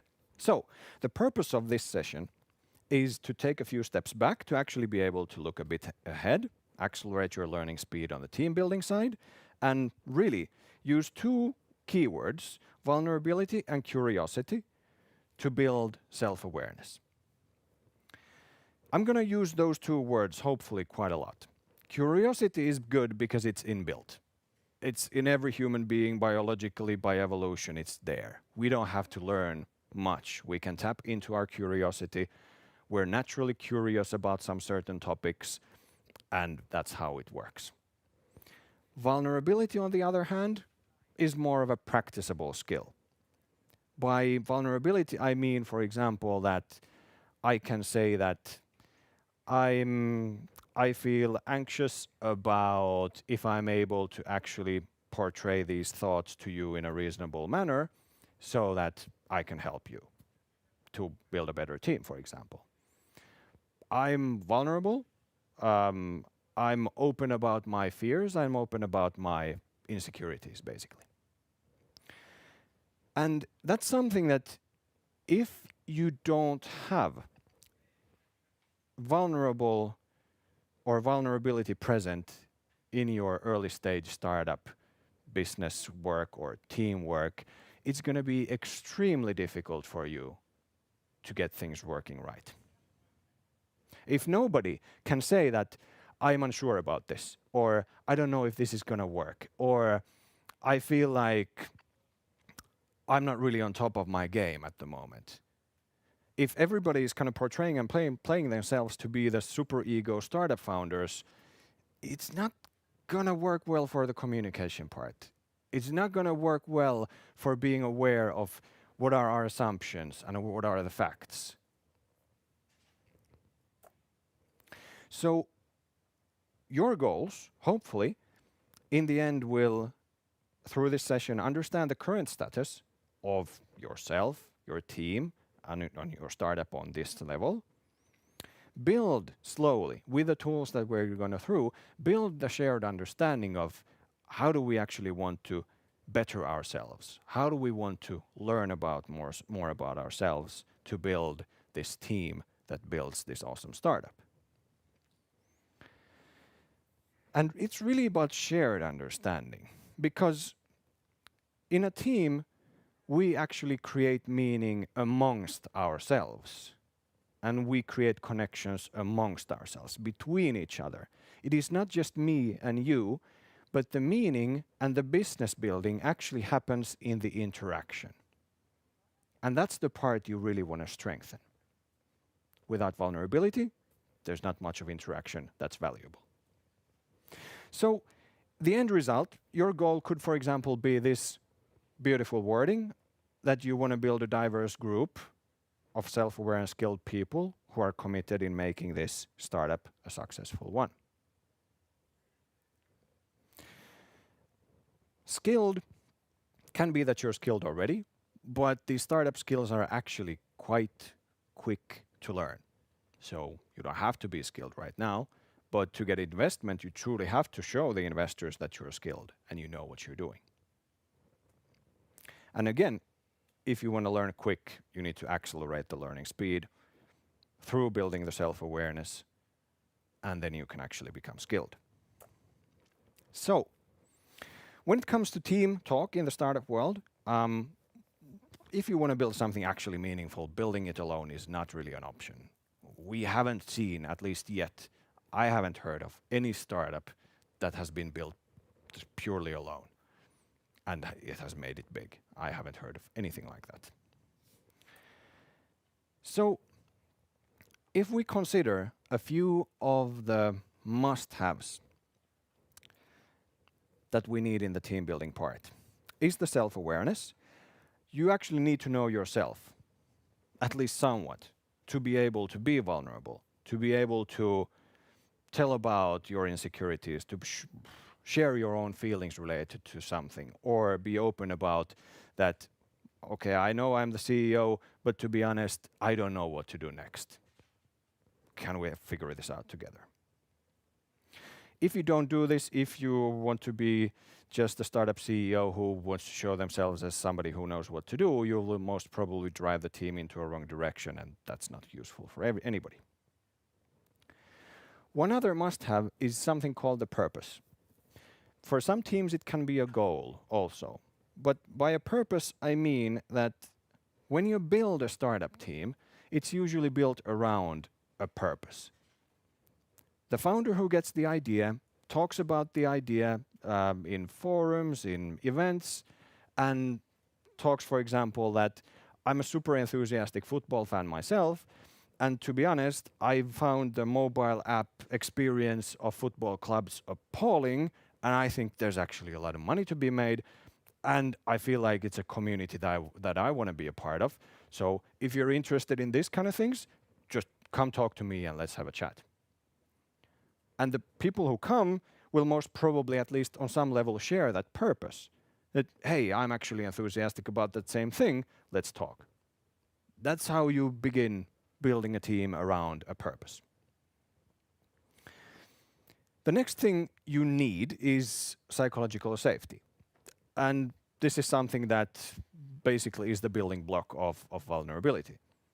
If people don't feel safe around you, around other team members, nobody will talk about, I'm actually afraid that I'm going to F this up, or that's not going to work, or nobody is really willing to talk about their assumptions, because if you don't feel safe, you don't want to do that.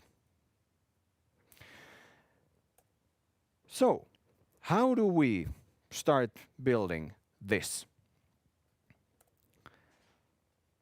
The building part is, of course, a juxtaposition in a way. How do you build something innate like this, or something non-physical? But you start, of course, with yourself and your self-awareness. If you are the founder yourself, you have to be aware of the purpose. You have to be aware, why am I doing this? What drives me? And you want to communicate that to identify the people who share that same purpose. Those people will become either your customers, your team members, or your investors. You really need to understand your strengths and weaknesses, and we're going to take a look at an exercise that helps you figure these out. Also the skills. You want to understand your motivation, your personality a bit. So communicating that purpose to bring the people together, number one. Number two thing, to build this, you need to build the awareness, both on the business and on the personal level, of what's going to happen, what are we doing. And fostering that psychological safety is the key issue. I think that we will have a break before going to a couple of exercises. So we'll take a 10-minute break, and then we'll look at together how and through what kind of tools can we actually create the processes that we need to get these must-haves into our team, to be able to build the culture that we actually want, to be able to reach that goal with our startup. So 10 minutes, we'll be back exactly 11 o'clock, so 9-minute break. See you soon.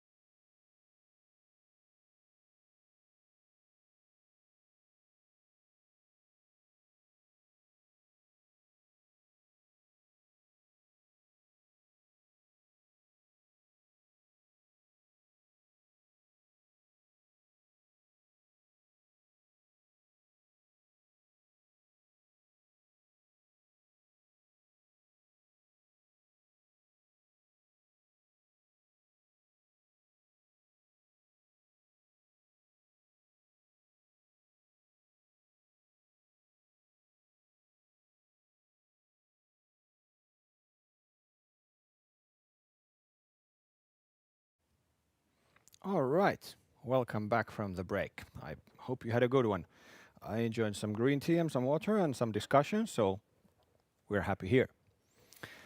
Okay, it's time to get to the beef of things or the soya of things. Even if you're a vegetarian, I think that's more appropriate. Um, there's two exercises, the past and the now, that we're going to go through. The past will, of course, look at the past and the past behavior, and the now will look at the current behavior and just a little bit towards the future. The idea of the past is that you have a pen and paper, or you can do it in a Word document, you can do it in an Excel, but the idea is that you have a timeline. And you're going to reflect on your past behavior. Let's say you've been startup entrepreneur, so to say. You haven't founded the company, but you've been working around this idea for, let's say, 6 months. The idea is to take that moment and put it in the beginning of the timeline that you got the idea in. In here, it was January 2020. The year could be 2021 to be more accurate. But in January, let's say, I got the idea for a startup. I continue filling the timeline, ending in this now, current moment, and I continue adding the meaningful, maybe scary, maybe anxious, maybe happy, maybe joyful events that happened during that time. All the meaningful stuff that I remember.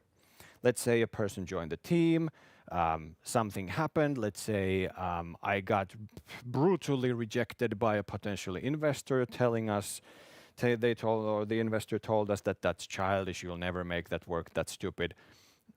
No investors will tell you that, but it happened to me, made me really feel anxious, made me really doubt myself and the whole idea.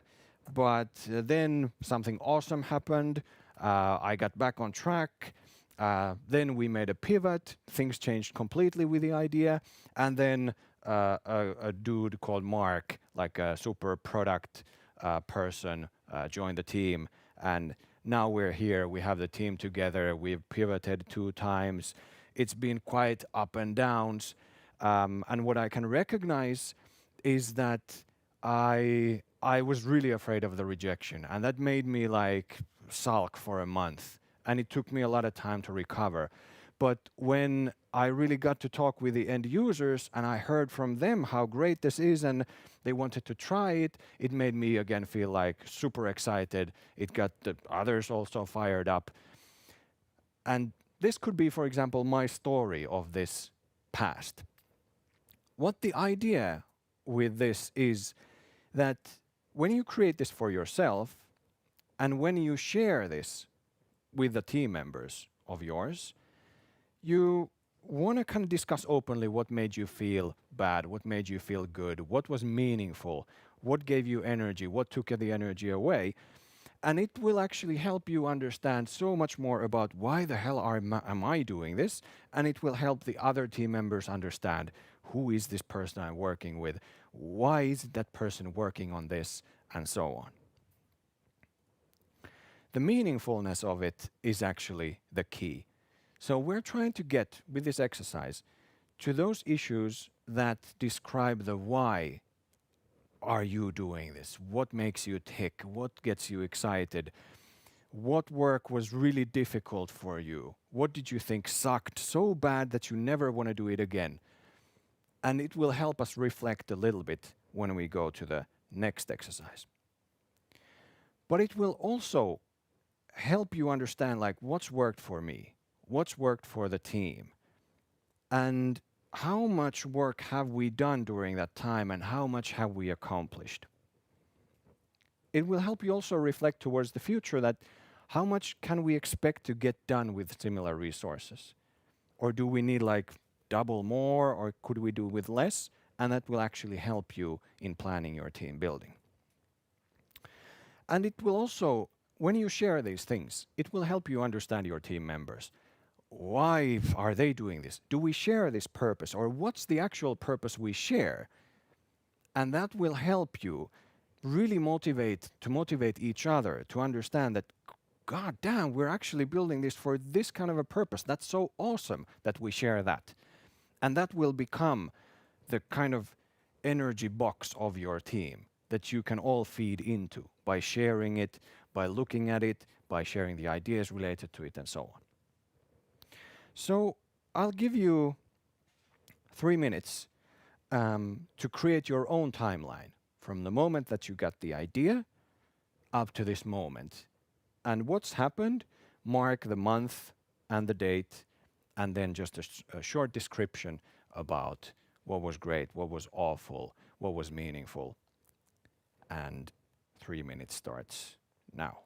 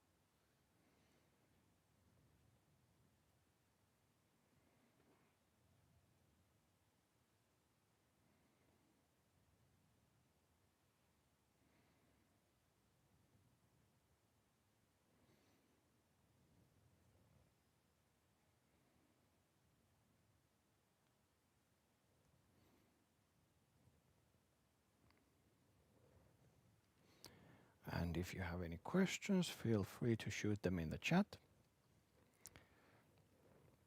Happy to have a discussion.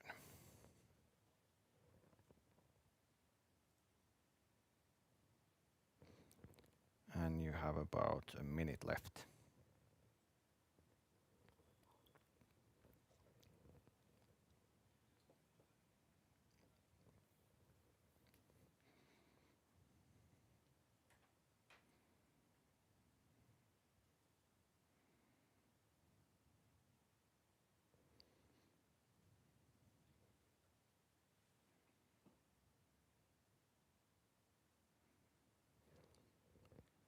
All right. Feel free, of course, to continue on your own time. 3 minutes is a bit too short for this to be done perfectly or well enough, let's say. And the idea is that after all your team members have completed the exercise, you get together online or offline, the way you want, and you really share the stories. And this exercise, the whole point of it is to actually practice vulnerability. Practice being open about your own, what you might consider shortcomings, or things that you feel that I didn't do the best job, or a certain fear or a feeling of anxiousness really prohibited me from doing a great job. And by doing that, you can really share that with your team members, that maybe I'm not the best in the customer facing role of this company, for example, because I've felt so anxious in my past with tasks related to it that I happily give that role to somebody else in the team, for example.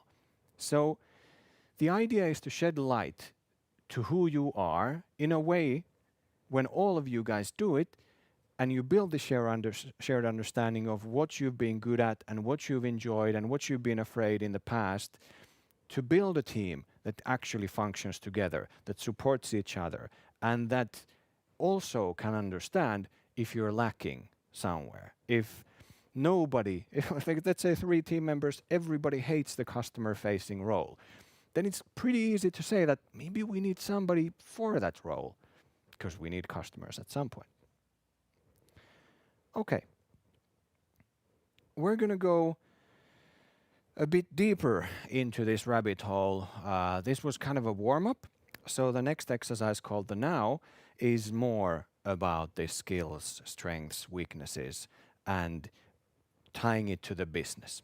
For example, the validation work of your startup. So the idea in this the now exercise is that you do this individually first, same like with the past, and then with your team together later. What you want to do is you want to figure out what are the approximate tasks for the next 1 month, for example. If you have a boatload of tasks, this time can be, for example, 2 weeks. The idea is that this repeats itself, this exercise, every 2 weeks or every 4 weeks. I have now 4 weeks, 1 month as the timeline. The idea is that I'm going to do a self-assessment. I'm going to rate myself. How do I think I do, let's say with face-to-face interviews or cold calling people or branding the company or the product. And I rate myself in 3 areas. How good am I in it, meaning the skill? How much I love doing it, meaning the love? And then how much am I looking forward to developing myself in this area, the development part? You can use Excel, you can use Google Sheets. Paper doesn't work that well because you have to edit things around a little bit, but if you have nothing else at the moment, for the first version, paper is fine. In this exercise, really, it's about what you're good at, what skills you might be lacking, and what you like doing and where you want to develop. The idea of this is for yourself, looking from a self perspective, is to figure out what kind of a role do I want to build myself in this startup, where I enjoy working, where I'm efficient, and what are the things I don't want to touch with a 10-foot pole. I want others to take care of those things. When you do this, you personally yourself, of course, understand that I can't do everything. I need help in certain areas. And at a later stage, with a team, you understand that we might be lacking something. We might need to recruit or outsource always these things because otherwise things won't get forwards. So the idea is to take that 1 month, for example, and you create a list of those tasks. In this case, the startup is at a validation stage, and they have tasks like face-to-face user interviews, online discussions, cold calling, social media, direct messages, and so on. They also have some things from competitor analysis perspective, something from the product, like mapping out MVP requirements as the validation goes on. They have some business plan related things, and they decided to use the Lean Canvas, and they want to create the first Lean Canvas version in the 4 weeks time. So you group the tasks under these areas of work. The next thing is you add your name into the equation, and what you start doing, like Phoebe here, is that you start assessing yourself. Phoebe here put the skill number 2. So Phoebe thinks she's pretty good at it. Not the best, but she knows her business. She gave herself a 1 in love, the middle one here.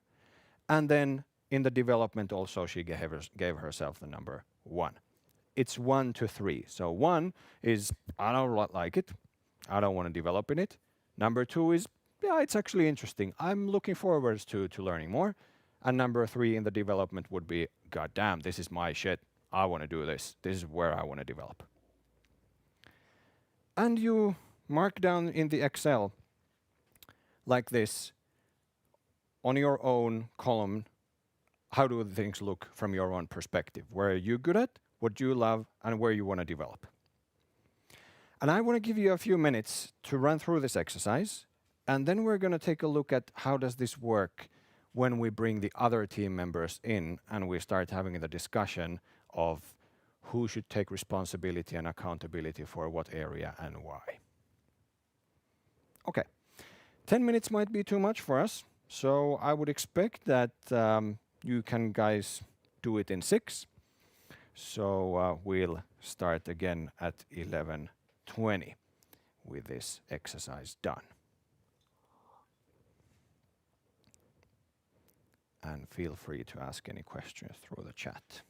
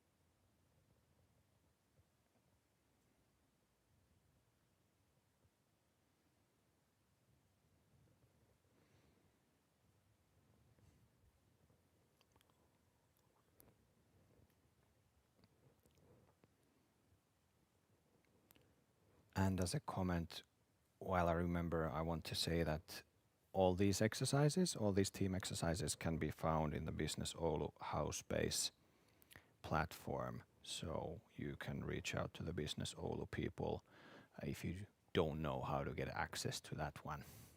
And you can find all these exercises and thoughts there too.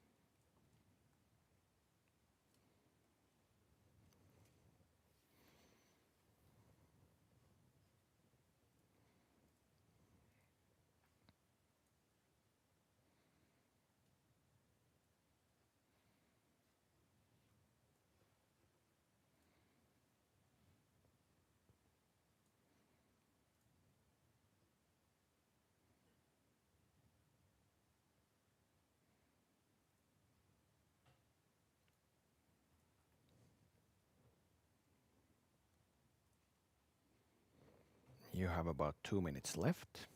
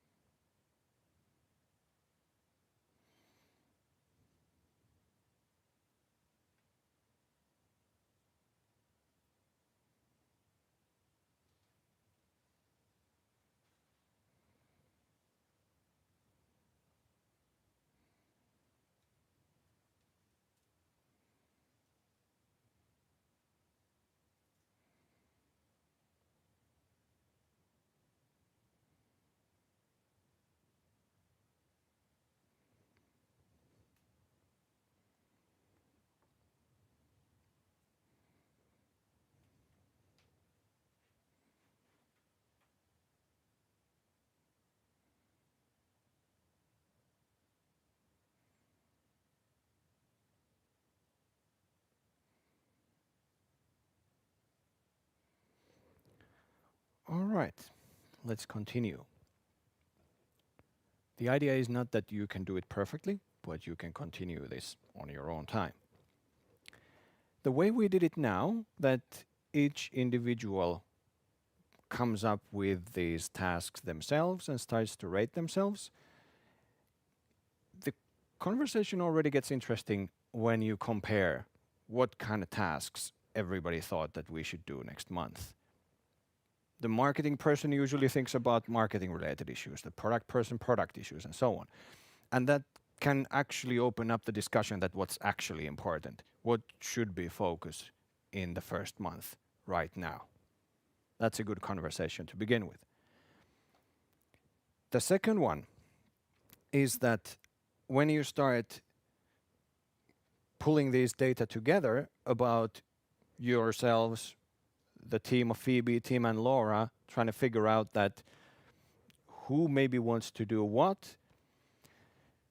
When you put these into numbers like this, it opens up the possibility for everybody again to share their stories. Why do they like cold calling, or why do they hate cold calling? Hating cold calling is of course maybe 99% of the case, but you might have an interesting person who loves cold calling. I would love to have that kind of a person in my team, because my cold calling is number one on all levels. Okay, maybe I'm pretty good at it because I've been doing it, but I hate it. If I would be responsible for the reach out of customers through cold calling, and my accountability would be to be really responsible for that experiment, it would take me 40 days, even if the work could be done in one day. But I would be procrastinating like an animal because I just hate it. I would always do something more fun and push that task further. So the idea is that when everybody shares the stories, why do they like something? Why do they think they're good at it? And why do they want to develop in it? You really start understanding that what kind of a team we actually have for this next 4 weeks. And let's say here on the face-to-face interviews, it's quite clear that Phoebe should be the person accountable for doing it. Tim is like me, doesn't give a rat's ass about cold calling, or sorry, face-to-face interviews, the first line. And Laura has done it, but doesn't really love it at all, hates it to be honest, and doesn't want to develop it because she hates it. So Phoebe can be the accountable person for that task, and Laura can be as a reserve, as a helper, so to say. Tim, we can just forget about it on that side. And this gives us a natural way to A, get to know each other on a meaningful level that ties into the business stuff that we need to get done. It helps us figuring out where we're actually good at as a team. It helps us understand what skills are we missing. It helps us understand most probably why some stuff is never going to happen because everybody is just not going to do it. And we really understand what we like doing, where we want to develop in. So strengths, clarity of roles, and clarity of accountability can be reached through a discussion like this.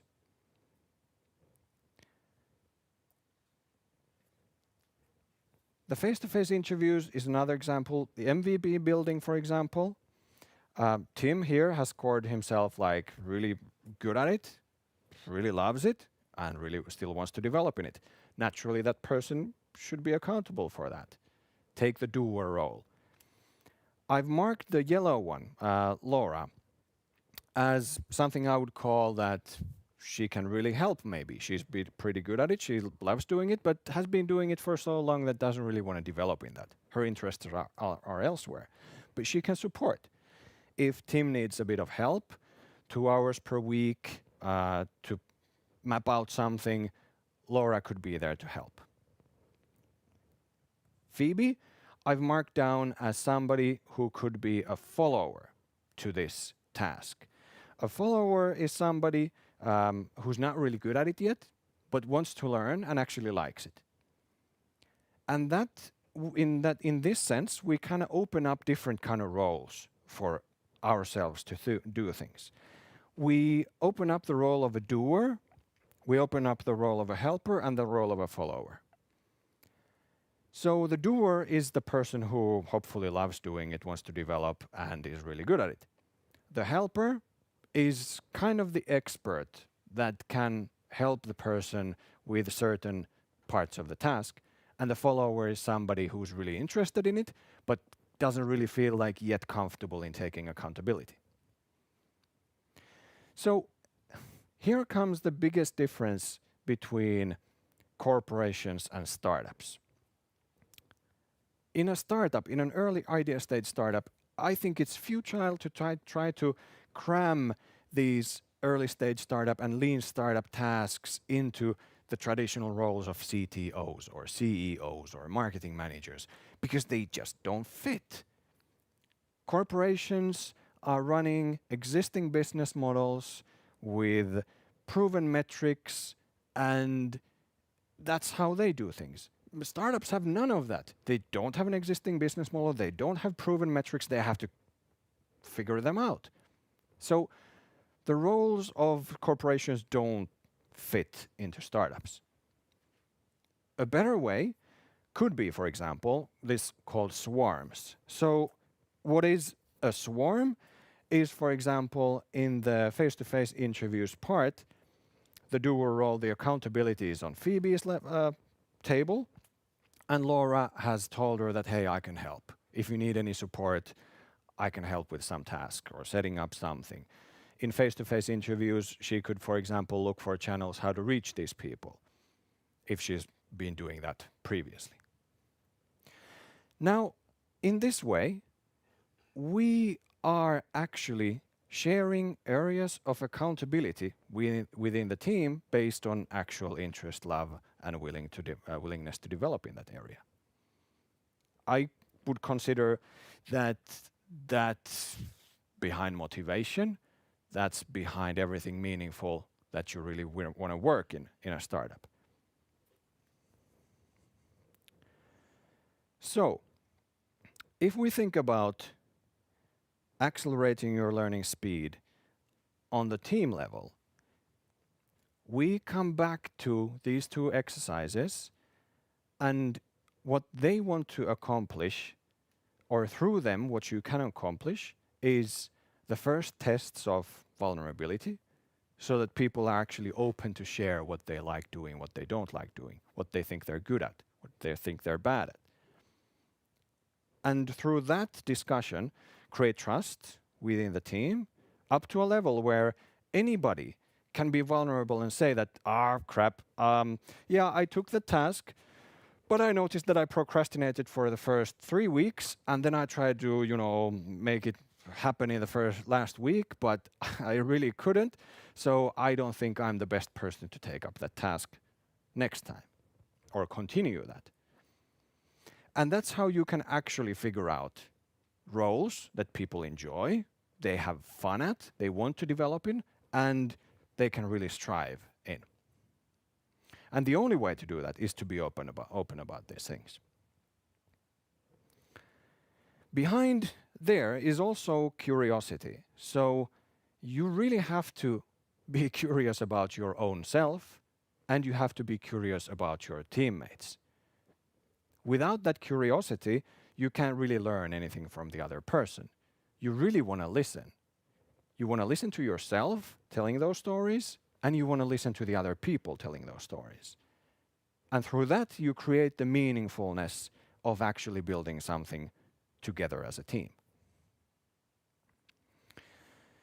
And I believe this is key. When we talked about in the beginning about fear of failure maybe, or the fear of rejection and all that,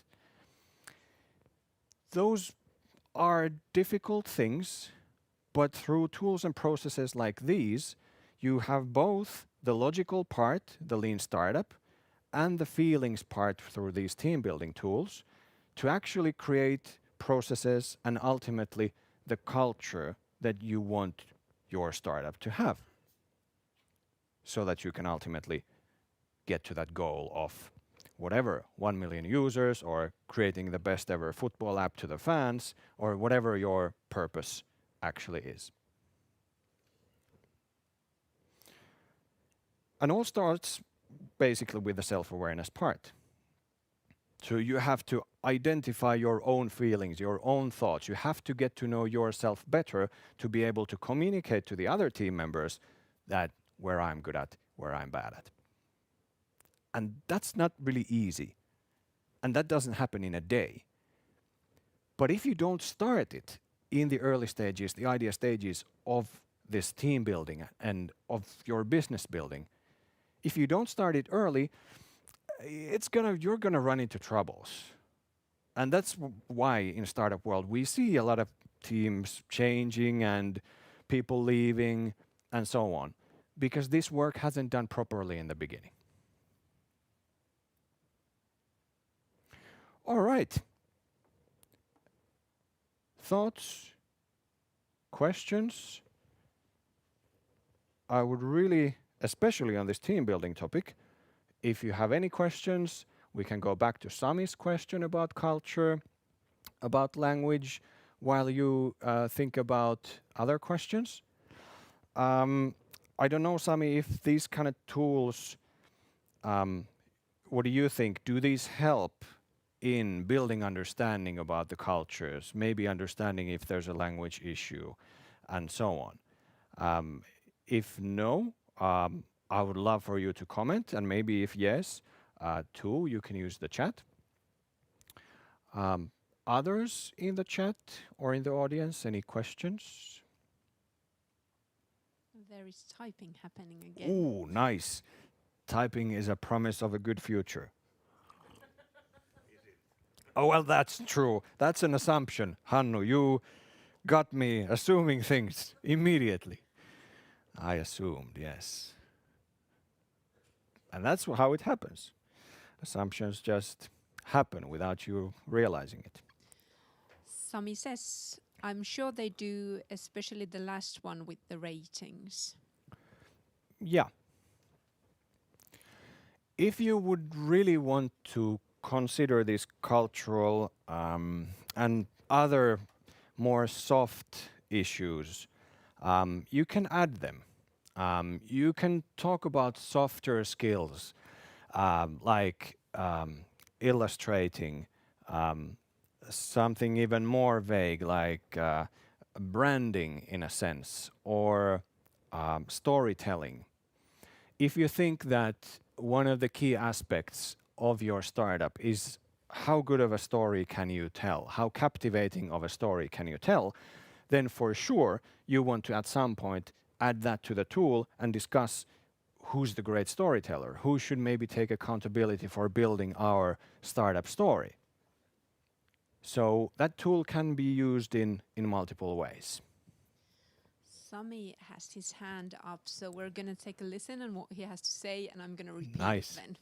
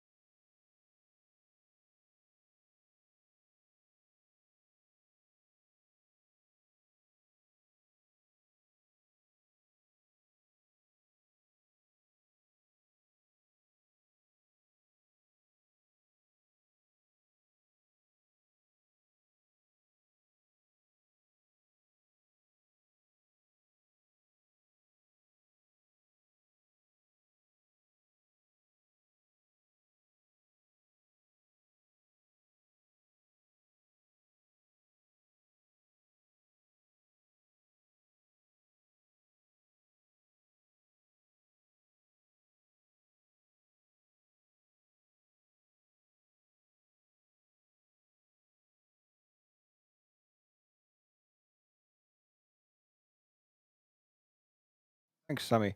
That's an excellent question. Is it all right if I repeat the question? Of course, please Because it do. might not, the rest of the audience Yes. might not get it because of the tech thing. But more or less, the question is, how do you not build negative myths within your company? Thank you. Sami, that's a great question. Actually, the lean startup process answers that. Um, how you make sure that, let's say you create an experiment towards one customer segment, you get a result that they are not, for example, aware of the problem. But it might be that when something changes inside the startup or the idea changes a bit, that customer segment might really be the best place to go. So when you start experimenting with a lean startup methodology, what you have to do is when you experiment things, you only change one variable at a time. So let's say I'm trying to find out if a certain customer segment, the football fans, has a certain problem with engagement of the football players that they are fans of. And I have this mobile app thought in my head. So if my initial idea gives a really kind of bad result, that no, none of them have this problem, what I have to do is the next experiment that I do, I only change one variable. So I either change the customer segment and keep the problem I'm trying to validate, or I change the problem a little bit and I use the same customer segment to validate. I don't change them both.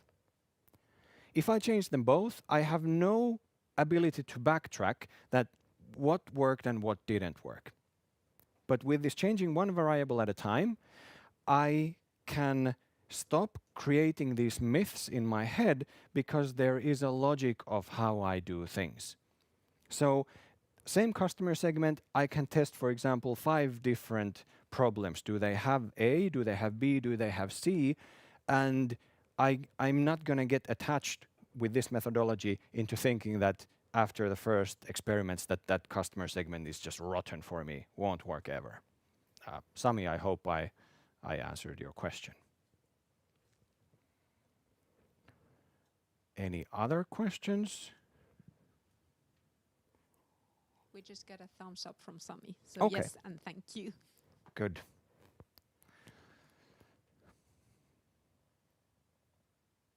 And maybe continuing on Sami's question, if there's no other questions yet. The myths is a bit like, you could call them equivalent to assumptions, that you, based on something, you assume something else.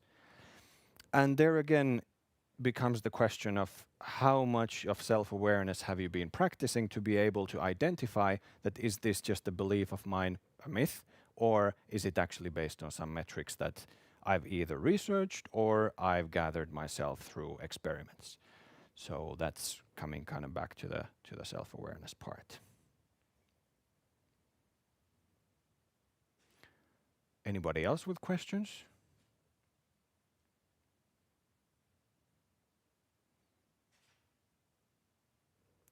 All right. No? Okay. In that case, from my side, I want to say thank you. And I want to remind you that all this is also available, almost all of this is also available in Housepace, in Business Oulu Housepace. So feel free to catch up with the Business Oulu people to get access to materials like these and a bunch of other things created by yours truly and Stephen Balian. All right. Thank you very much from my side. It was happy to be with you. And Laura. Thank you very much, Oki. That was very insightful morning we had today. Thank you so much. I had a few ideas and topics that I want to really dig deeper into, and that's asking the customer the questions. What are they finding as a problem? That's I think that's a huge question. That's going to be my topic for the coming few days. And then how to build trust and trust with your team. That's quite good thought that I got from your workshop. And also the why. Why are we doing this? And that's my key takeaways from this morning. I bet the audience have their own key takeaways. So thank you, Oki. And we thank you all from Oulu and wish you a nice day. Thank you.